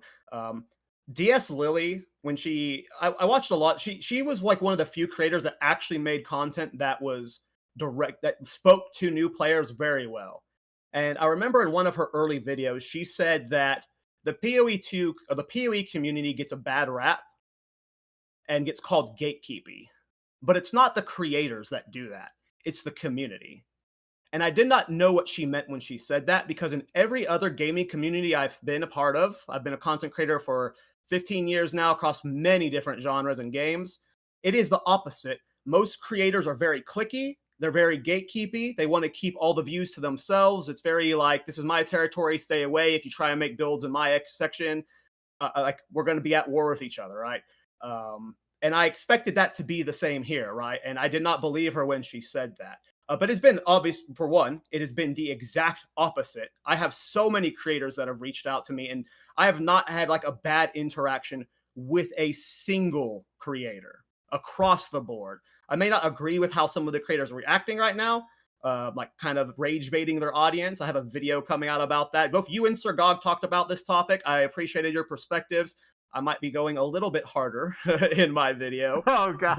But I agree with DS Lily completely now. These people She's pretty smart. Yes, agreed.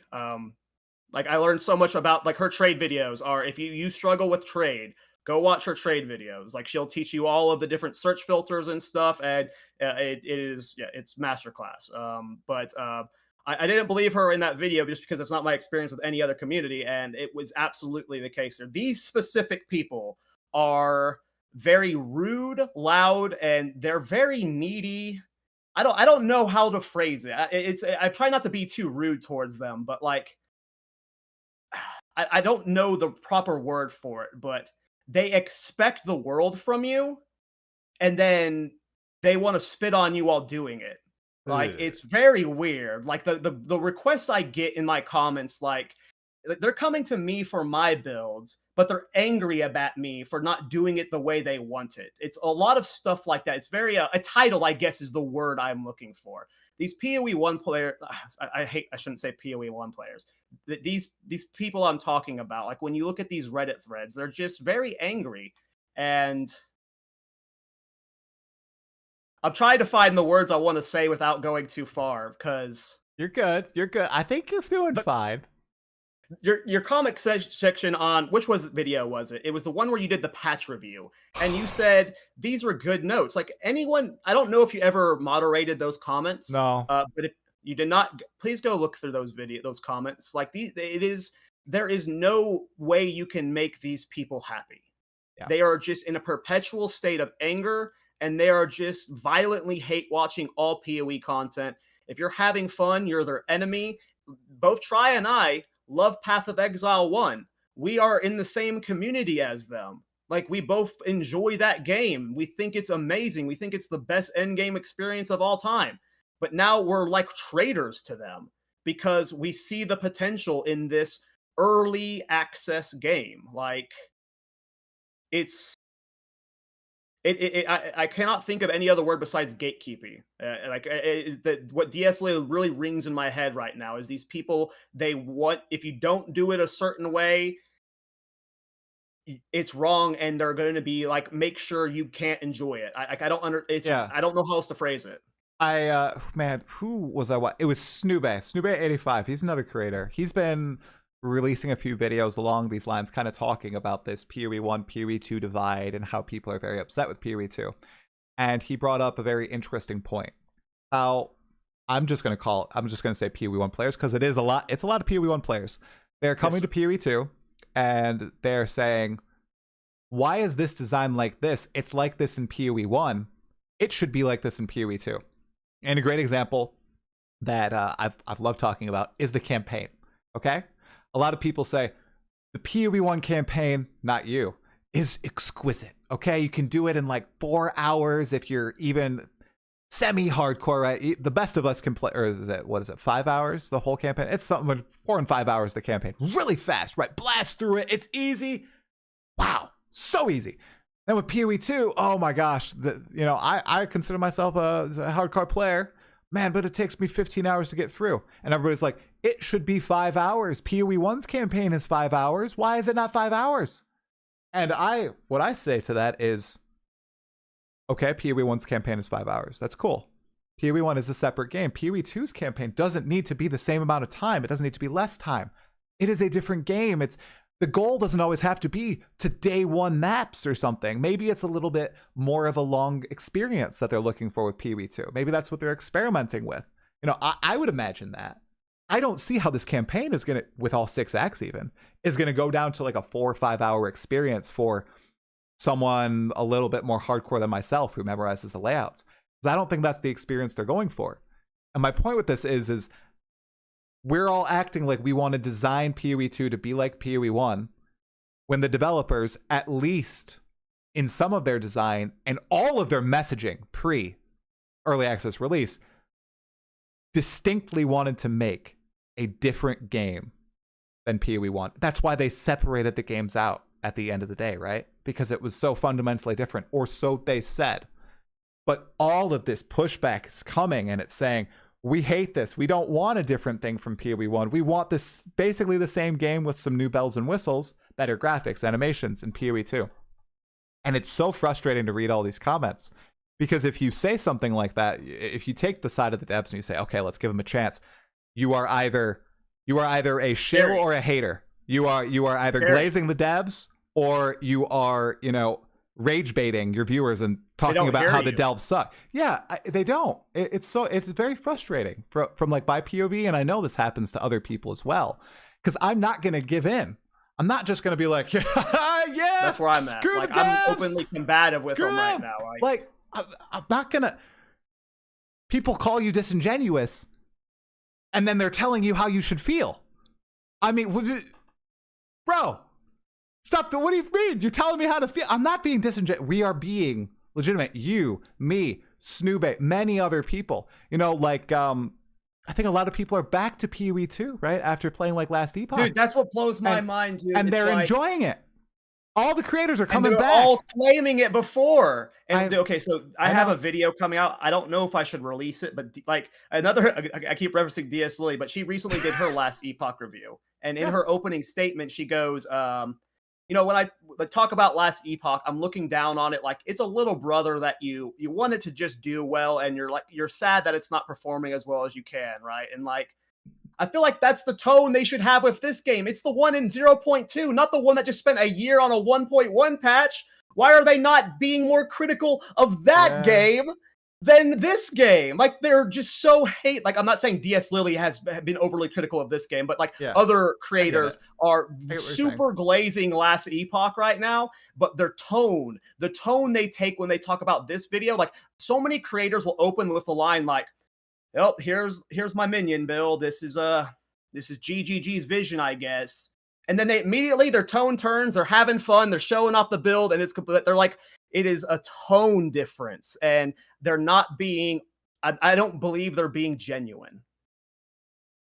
But if you enjoy the game, you're being disingenuous. Just saying. It's fascinating to see, dude. I think the problems that I truly think it all stems from the fact of the development woes here. And a lot of people are just pissed. They are jaded that PoE won. I think it's real. I think it makes sense. However, this is where I and I don't know what your opinion on this, get called, the biggest glazer of all. I have a real job. Okay, you have a real job. You work in game development. Why the actual? I'll swear. You've sworn. We've already sworn. This video's already whatever. Whatever happens to the. What the actual fuck? People think that like the lead developers are trying to sabotage both games. All right, let's they both made PoE. They made PoE 1 too, by the way. The game they love. It's the same dudes, but they're suddenly trying to ruin this one. Like it is clown tier absurdity. Clown tier. Guys, they're not trying to do that. There's not a grand conspiracy. Crazy. I see a lot of people are saying, "Oh well, all these big name devs are leaving." A lot of these people have been working on this for 12, 13, 14 years. That is abnormal. That is abnormal, right? In the video game industry, so abnormal to spend all your 2 to life 3 on. years is average. Yeah. So blood, sweat, and tears. Some of them are going to their own forays. That's awesome for them. And one of them, I know that they deny it. I think he freaking left because people were so toxic to him. I go back and read those comments. I don't know if you were playing around League of Calandra, but when it was announced that Chris Wilson departed the studio, my idiot brain went to his Reddit account and I reread his final messages on the forums where, yes, were the decisions they made dumb? Yeah, the decisions were dumb in that patch. Swing and a miss. But oh my gosh, he was in the trenches battling people. And all the if you go to those threads, deleted by moderators. I was there live. Man. I saw that shit. And you know what? That sucks. You know what Chris was doing? This is Chris at 4 a.m. Okay. Scrolling through all these messages talking about how people are gonna, I can't say it on YouTube, but it's depressing. I don't know, guys. Like and now they're like praising him that he's gone and stuff. Like it's just like these people don't think. It makes no sense to me, bro. Oh, I can feel the dislike button being slammed right now. It's like I'm willing to bring it on. Like to me, I see I know this is your opinion too. I don't even have to ask it, but you can clarify. You can go for it. If it is. The PoE 2 is we use this term in MMOs. We all want the forever MMO. We want an MMO we can live forever in. Mm-hmm. Path of Exile 2. Maybe not forever ARPG, but for the next 10 years, I would only need Path of Exile 2 from this moment forward. Yeah, it's my forever ARPG from now on. I know the direction over the next 2 to 5 years is going to get better and better. Sure, they're going to miss sometimes. This is the worst it's going to be. And for all the people who are worried about the doomers in this community and stuff, keep this in mind. The game is not free to play yet. If we jump 5 years in the future and get every single person who has played PoE 2 yet, a majority of them have not played PoE 2 yet. Oh, yeah. Yep. The game is going to gain so many players that do not have this pre-built in hatred. And at some point, these guys are going to get drowned out. You said it in your post the other day. I think it's going to be the motto of my channel maybe going forward. The best thing to happen for PoE 2 is the return of PoE 1.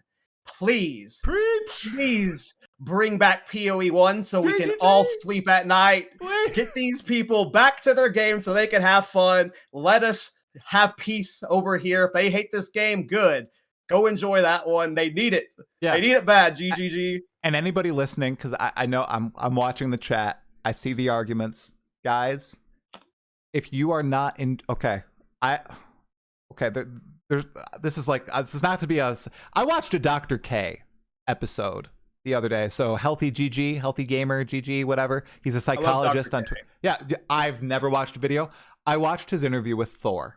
Pirate Software. I watched clips of that. You watched clip? Okay. See, I saw clips, and I was like, I'm wondering if there's more context.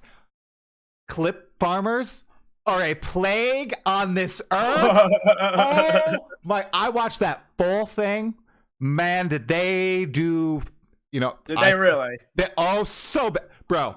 Like, they're the worst. They cut. I think it's the narcissist part where like Dr. K calls him a narcissist. They cut it at the perfect second where Dr. K says, and I'm not calling you, like, I'm not saying this is an example. They cut it like right before he said, oh, it was so good. It was so good. Anyway, we don't need to get into the Thor drama, but that was Savages. It was a really good interview. It was really good. It was 2.5 hours. I listened to it while I was mowing. He's wonderful. It's good. Guys, so the whole point of that, I don't want to go psychotherapist on people, but if you're not enjoying something, don't interact with it. It's bad. It's bad when you're doing it on political posts on Reddit. It's bad when you're in the comments of a YouTube video about a game that you don't like. It's just bad for yourself. It's bad for your family. It's literally just bad all around. Like, if I don't enjoy something, I don't know what you do, KallTorak. I don't play it. I don't do it. Like, unless it's like running, when I'm like, I don't want to freaking run today, but I have to run. I'm gonna go run. Like, I'll do it if it's good for me. But this is not good for you. Right? Yeah. I spent many years as an angry gamer forcing myself to do things I hated. I played MOBAs for the longest time. And MOBAs are players who really, really hate themselves. And I've grown out of that now. Yes. Yeah. Being an angry gamer is not fun or cool. No. Did you play, you said fun. Heroes of the Storm? Did you play League of Legends or Dota 2 in addition, or did you not? I played League a lot more than Dota, but okay. I used to do like commentary, and I used to do like work with Tempo Storm and a lot of other stuff in the Heroes of the Storm space. So like I was kind of like an employee of that game, I guess. Oh, okay. I have 13,000 hours in Dota 2. Oh, you're a beast. I haven't played in 3.5 years. I found there is a lot of overlap between Dota 2 and PoE 2 or PoE players. I basically started playing PoE. Yeah. And then I stopped. Yep. Yeah. Oh man. I mean, it makes sense. There's a limited personality overlap there. Oh, most definitely. Oh my goodness gracious. That was a tangent, my man. I'm looking at all these other topics that we had to discuss. Okay, let's end with this, KallTorak. Where do you think grinding gear games could currently improve the game most? And I think I already know your answer on this. I've watched all your commentary videos, but it might not be what you expect because here we go. Like I do want them to improve like trading and endgame, obviously. But so many people have already done long rants about that. I don't feel like I'm unqualified to request those need to be improved. Those are obvious. To me, the thing that is hardest about this game is how skills are displayed. It is very not intuitive. If they really want the new player experience to be better, like for right now, right? You can use shields on multiple weapon types, right? Like a spear can use shields with shield charge, but shield charge is only under maces. It is not under spears. Okay. So if you're new to the game and you're playing spears for the first time, you have no idea that you can use shield charge with spears just intuitively as a new player. You would have to actively try putting it on. There's a lot of like confusion in just how skill gems are displayed right now. And I feel like that is like the new player experience is really rough right now. Were you predicting me to talk about trade? I was predicting you to talk about balance updates. Oh, that was my prediction. But this is better. I actually thought about bringing that up on this podcast. I can't believe they stopped the weekly balance updates because of the community's reaction that one time. That what I'm gonna say it as well, guys. Mostly content creator fueled. Just saying. Absolutely. No, I have it. My episode 2 of Off the Meta right now is talking about how content creators are the fuel of a lot of this right now. I don't want to blame. No one is blaming anything on what people say. These are the dummies that are saying it. But some of the content creators are definitely making it worse for the rest of us smaller creators. Right. And I don't think grinding your games is going to bring that back, unfortunately. I think it was too much, like too many people were relying on these builds, and then when they got nerfed, you know, the follow-up videos come out, the tweets come out about, oh my gosh, I can't believe this was absolutely destroyed. I do think that they could make a little bit of a twist there, of course, grinding your games. Just make respecs cheaper. Just give a free respec when this happens. Like, put it on cooldown. Respec's cheap. Say again? Why aren't they cheap? Or free, like it work. The point of these now is specifically is building builds and testing builds and making sure these, like, we want to get all the F tier builds to B tier and stuff, but we can't do that if, like, the step in the right direction was adding ascendancy respecs. Like, yeah, I don't have to level a Titan now. I can just change my Warbringer, right? Like, that saves me so much time as someone who's going to be trying to provide feedback. But yeah, it's rough, man. All right, man. Is there anything else you wanted to touch on before we hopped off? Any other final topics? I know we went on a lot of tangents, so I always like to include more topics than we'll probably ever get to. I just want to say that I greatly appreciate a creator like you. Oh no, not the glaze. You. First of all, we need to normalize glazing our bros. Okay, phrasing. We need to normalize great glazing. Like, when we're proud of each other, we should be able to say good job. But a creator like you, who is like, you're rare in other gaming communities. Someone who is, like, not just providing the daily news. Sure, that can be, like, done by a lot of creators, but your interaction with community members is so needed in a lot of other gaming spaces. I have been introduced to so many creators through you, not just small creators, but big creators. Like, I'm a huge fan of Sir Gog, Dreamcore now from your main podcast, but also smaller creators like Off Metal Michael. I did not see a single one of his videos before your podcast, right? Hell yeah. This is all through you, and you are not, like, something you do is rare. Sure, other communities might have it, but it's not as well executed. The fact that yes, my channel is blowing up, but, like, the fact that me, Off Meta Michael, like, are on the same platform that you've had these bigger creators on, like, that means that you aren't just invested. Like, obviously you want your channel to grow, but you clearly are invested into Path of Exile, the community. Not 100%. Just the game, not just your channel, but the community. And that, again, is rare, and it is greatly appreciated from someone like me. Oh, KallTorak. I mean, that thank you, first of all, and that speaks directly to what I really have been trying to do with, like, the pod. It initially, right, I was like, oh, this would be a cool idea to grow the channel. But then I also saw, I can also get on these tiny creators that just randomly pop up on my YouTube recommended on my homepage. They have like 300 subs, and they made a PoE2 video, and it was really cool. And give them a signal. It's so nice. Now, I've been able to do that with a lot of people, and of course, like you said, yeah, you're blowing the hell up, man. Congratulations, by the way. What was that community post? 1.3 million views the last 28 days, bro.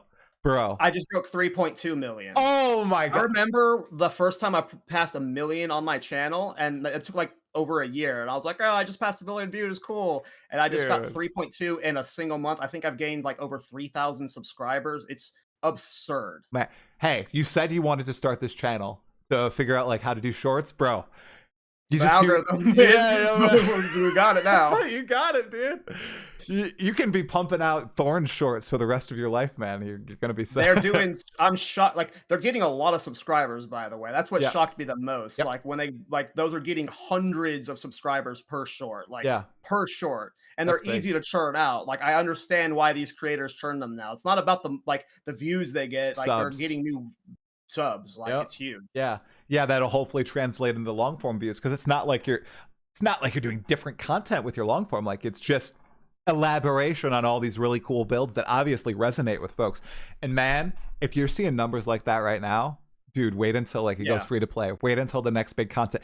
Like, I saw a lot of people talking about negative Steam reviews. Guys, mostly negative recent Steam reviews. People who were fucking pissed about the state of the patch went and they blasted it on Steam. That was good. I'm not saying that was bad. That's like probably a net that caused grinding your game. I think more so than any other shit, any of the firestorms on Reddit, the negative Steam reviews. I mean, I'm not gonna do conspiracy. Tencent was probably like, "Yo, what's going on? Why is our game mostly negative? You got to make some changes." That lit a fire under their butts. So I think that It was good. is huge. Yeah. As someone like who has I have like on Steam reviews and like wish list that whole thing, like it's the algorithm for that entire Yeah. platform. Like subscribes, comments on this platform. That is all that on Steam. So Yeah. it's huge. It I matters. think there's a difference. You know, people are saying, calling out how we were saying it was the vocal minority earlier. If you read those Steam Definitely reviews, a is. lot of them are guys. They're like measured. Okay, they're not what we're talking about. The vocal Yeah, minority yeah, we yeah. were talking about are the people who are literally, like we were saying, hate posting under videos and going to Reddit threads, attacking the devs, saying out with Jonathan, in with If who? you're giving What are you even reasonable saying? feedback, that Yeah. means you're playing the game. We're Boom. not talking about you here. Yeah. We're Yeah. talking about the Yeah. people that are just hate watch. Like Yeah. again, go look at Try's comments. Those are the people we're talking about. They don't provide any actual solutions or any actual feedback. It's just PoE bad. Yeah, there's Those a lot of reasonable feedback out there, and we appreciate people who do that. Thank you guys for the measured discussion. Seriously. And we really hope this was also a measured discussion, except for the whole ranty part about 75% kind of of. the way through. We both went off. All right, man. This has been great.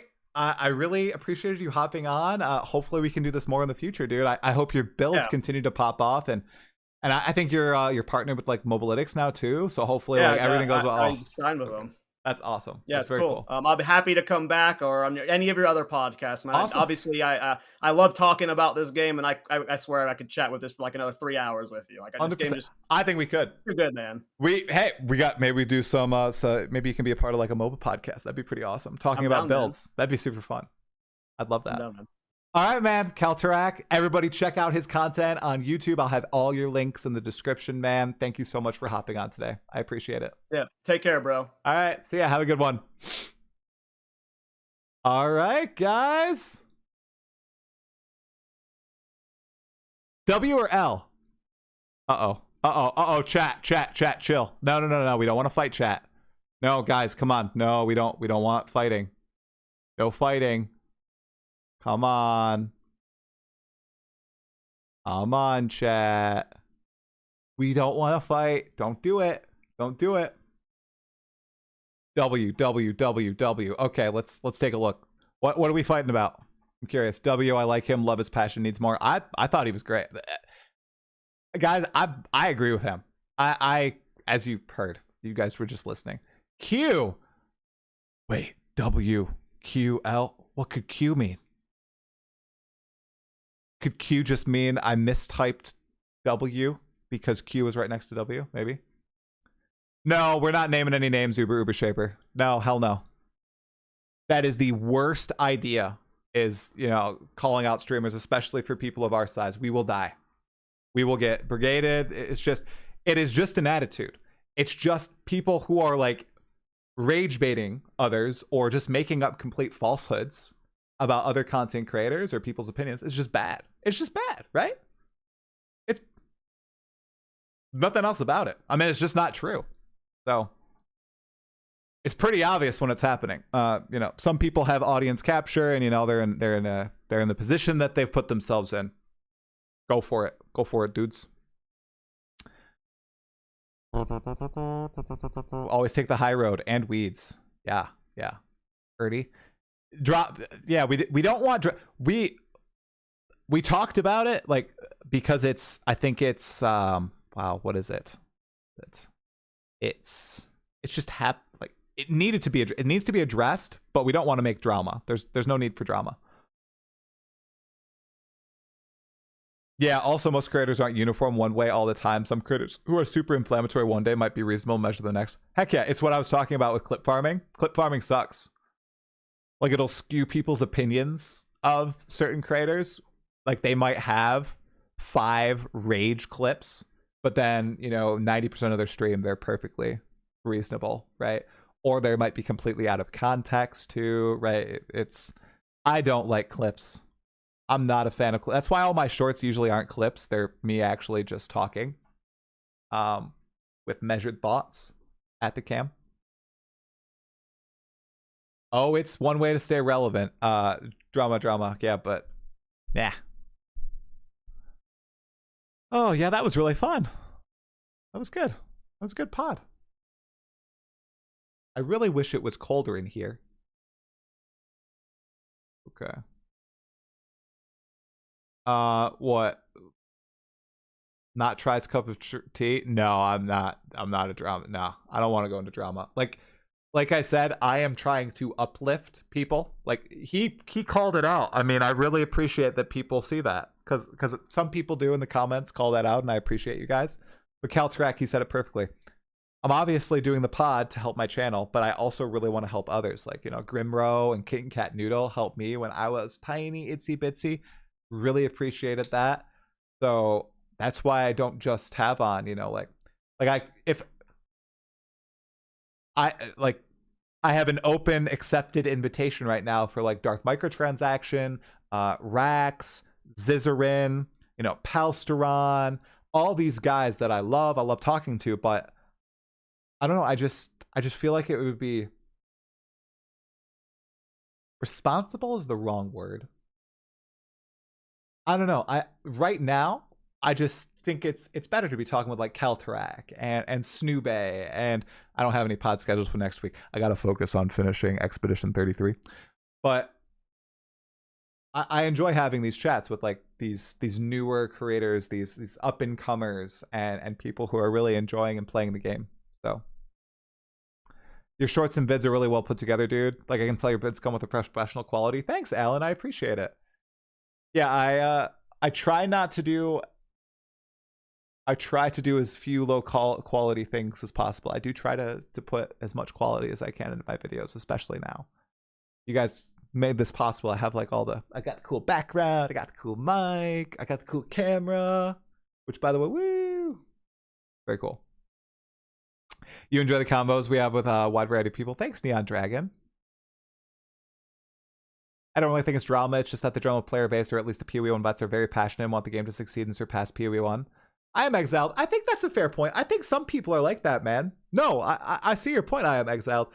I don't think that's that's not what I read, you know, or at least that's not how it comes off. Like that is a very reasonable take, but it's just not what I personally like read in my comments and everything, and like see in Reddit.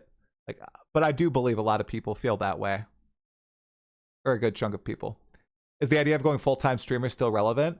I'm not gonna lie, I was seriously considering it leading up to 0.2, and then when the 0.2 stuff happened, it made me really sheepish because I don't know.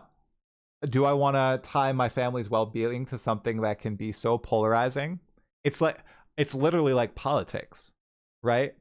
Like you could see like the thing. Okay, if I was relying on this to feed my family and to keep healthcare, right? Sir Gog did the video on this. The savvy thing to do, the right thing to do for my growth and for my family would be to just jump headfirst into the drama, rage bait, I make flamey videos, you know, I attack grinding your games. I could, guys, if I wanted to be disingenuous and act, oh, I could do it so well. I'm telling you, I am a great, I'm a dungeon master. I loved acting in high school and college. Like I love role playing. I could do it in a scripted environment where I like get to recut my videos or just be on camera for like 2 yeah, easy, right? I don't want to do that. Fuck that. That seems miserable. That seems abysmal, okay? Why in the world would you want to subject yourself to that? It's like debauchery. No, can't do that. So that has pushed me off it for a little bit because I don't want to have to live in that world. I have a good job. I have good health insurance. I don't have to be, you know, don't have to be degenerate sometimes, right? Because I genuinely enjoy the game, and I know that's a perspective that some people do enjoy, and I think I could make it work. It's just not as stable, and especially I live in the United States, especially being the way it is right now, it's just too risky. I have not tried No Rest for the Wicked. I actually asked about that early in the stream. Nobody told me. I played Expedition 33 instead. It seems like it had like a very rocky launch. What the hell happened? I saw one of the game director said it was the worst day of his life, or one of the worst days of his life. I hope they're okay. It seems like it must have been just jank. What mic stand is that? Oh, the mic stand is it's like the one that comes with the Shure microphone. Like this comes with the Shure SM7B. I am going to try no Rest of the Wicked though after I finish Expedition 33.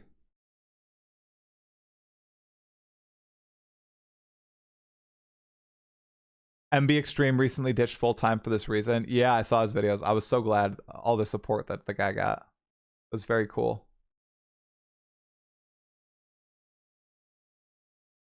Yeah, it was a tremendous amount of hate. What was the mini update that just happened? I have no idea. Was there an update? I don't see anything from Grinding Your Games. Launch days are very polarizing for us devs, especially when we put our heart into the work. Yeah. Looks really clean. Yeah, it's a really nice stand. I actually just got a new mic and a mic arm from Elgato. I'm gonna do a sponsored video on it and give my thoughts on it, or like a sponsored ad for them to try it out. It's gonna be my travel mic if I ever get to go to another convention or like ExileCon or another LA trip. Oh man, that'd be so cool. I don't think they're gonna do those anymore, but yeah. Expedition 33 broke me. Score win? Okay, I can't. Okay, you're good. Okay. Score win, man. I am addicted. I have to. It's 10:26, but I want to play like an hour of it before bed. So I'm probably gonna play a little bit in just in a second. I am currently. I just got into. I think it's floating stone cliffs. I believe, guys. If you have not bought this game, I have never played a Final Fantasy. I've never played Chrono Trigger. I've never played like any JRPG. The last single player game that I played was Baldur's Gate 2 Shadows of Vain. I talked about this earlier in the stream. I am like a online multiplayer game. I don't do any of these single player story based stuff. I cried in the prologue for Expedition 33. And the gameplay is so crisp, so satisfying. I'm not a fan of Souls-likes or turn-based games. It meshes them together so well. All the characters, I'm immersed in their stories. I feel for them. The acting, like the voice acting and the animations is top notch. Like they have like the little facial gestures that they have toward each other. All I'll say is there's a scene that has to do with a very slow animal.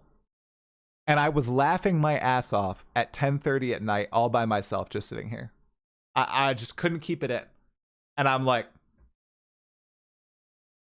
am I laughing at like a video game? When have I laughed at a video game? I don't want to give spoilers. I'm trying to, because I'm a little anal about spoilers, so I'm trying to not give any spoilers. But yes, F. Truly visually striking. It's cinema. Yeah. Do I like turn-based games? Not typically. I love this. I've never played Oblivion either. It's game of the year for me. Can't believe only 33 devs made it. There's no way only 33 devs made it. Like, it's 33, Expedition 33 devs. I heard it was a dev team of 30, but if it's actually 33, that's beautiful. Yeah, everything involved. Yep. Okay, beautiful writing, and it was hilarious. PK. I'm just laughing the entire time. That entire sequence so far, I just can't stop laughing. Wait, that's an interesting question. Unless a game is comedy focused, do we laugh in funny moments? Well, that's the thing, Amex, because bro, it's like, it was so serious leading up to that, but there's some serious mature themes in this game, right? Very serious. And there's a few moments of levity, but then there's this whole sequence that is just, okay. Yeah, like comedy. It's wild. It is a great juxtaposition. That's the word I'm looking for. Yep. Oh, okay. No PKs. I have not passed that area. I don't know how far I am into the game. I don't know if I'm 10%, 20%, 5%. I have no spoilers at all. The only thing I knew was the headline story about the Patris. That's it. The music is great. Dude, the battle music. Oh my God. Oh my God. When you're, how can I, okay. When you are entering, I think this is vague enough. When you are entering a village and the village has a protector, that music, oh my goodness. I know I need to play more games. No, I'm learning this. Okay, so Expedition 33, what's the next game? I don't know. I don't know what the next game is, but this game has, everybody's saying it's game of the year, so am I setting myself up for disappointment with all the other games that I will then play after? Because it's beautiful. I'm definitely going to make a review on it. So, all right. Expedition 34, play them one by... Yeah. You don't have to play the former 32. I've seen people make that joke so many times. Okay. Let's us see. Got anybody playing PoE 2 that I like know? We've got Valina. All right. I'm going to throw y'all to Valina. I got to get her on the pod. It's a 50-hour ride. Make sure to make time. Bro, I'm playing it right now, Scorewin. I'm finishing. I'm enveloped. Right? I haven't been this into a game. I dare say I'm more into it than PoE 2. Than I was into PoE 2 at launch. I also know that it's like a complete experience. Like I am in it to finish it and enjoy the journey. Elden Ring Redemption. Oh my God, Uncut. You were there for some of those streams, weren't you, bro? Oh my God. I'm so bad at those games. Okay. Did you know it was called Expedition 33 because I think they only had 33 developers? I did not know that, but that's super cool. Okay, you guys. Thank you so much for tuning into the podcast. A little bit of Path of Exile 2 play, Expedition 33 discussion. I will see you guys on Thursday for a chat with Snoobay85. That might be a little spicy as well about Path of Exile 2 discourse in general. I'll see you then, 8 p.m. Eastern as usual. I'm going to go play some Expedition 33. We'll see how far I can get. Have a wonderful night. Stay sane, Exiles. World War III is breaking out. Oh, because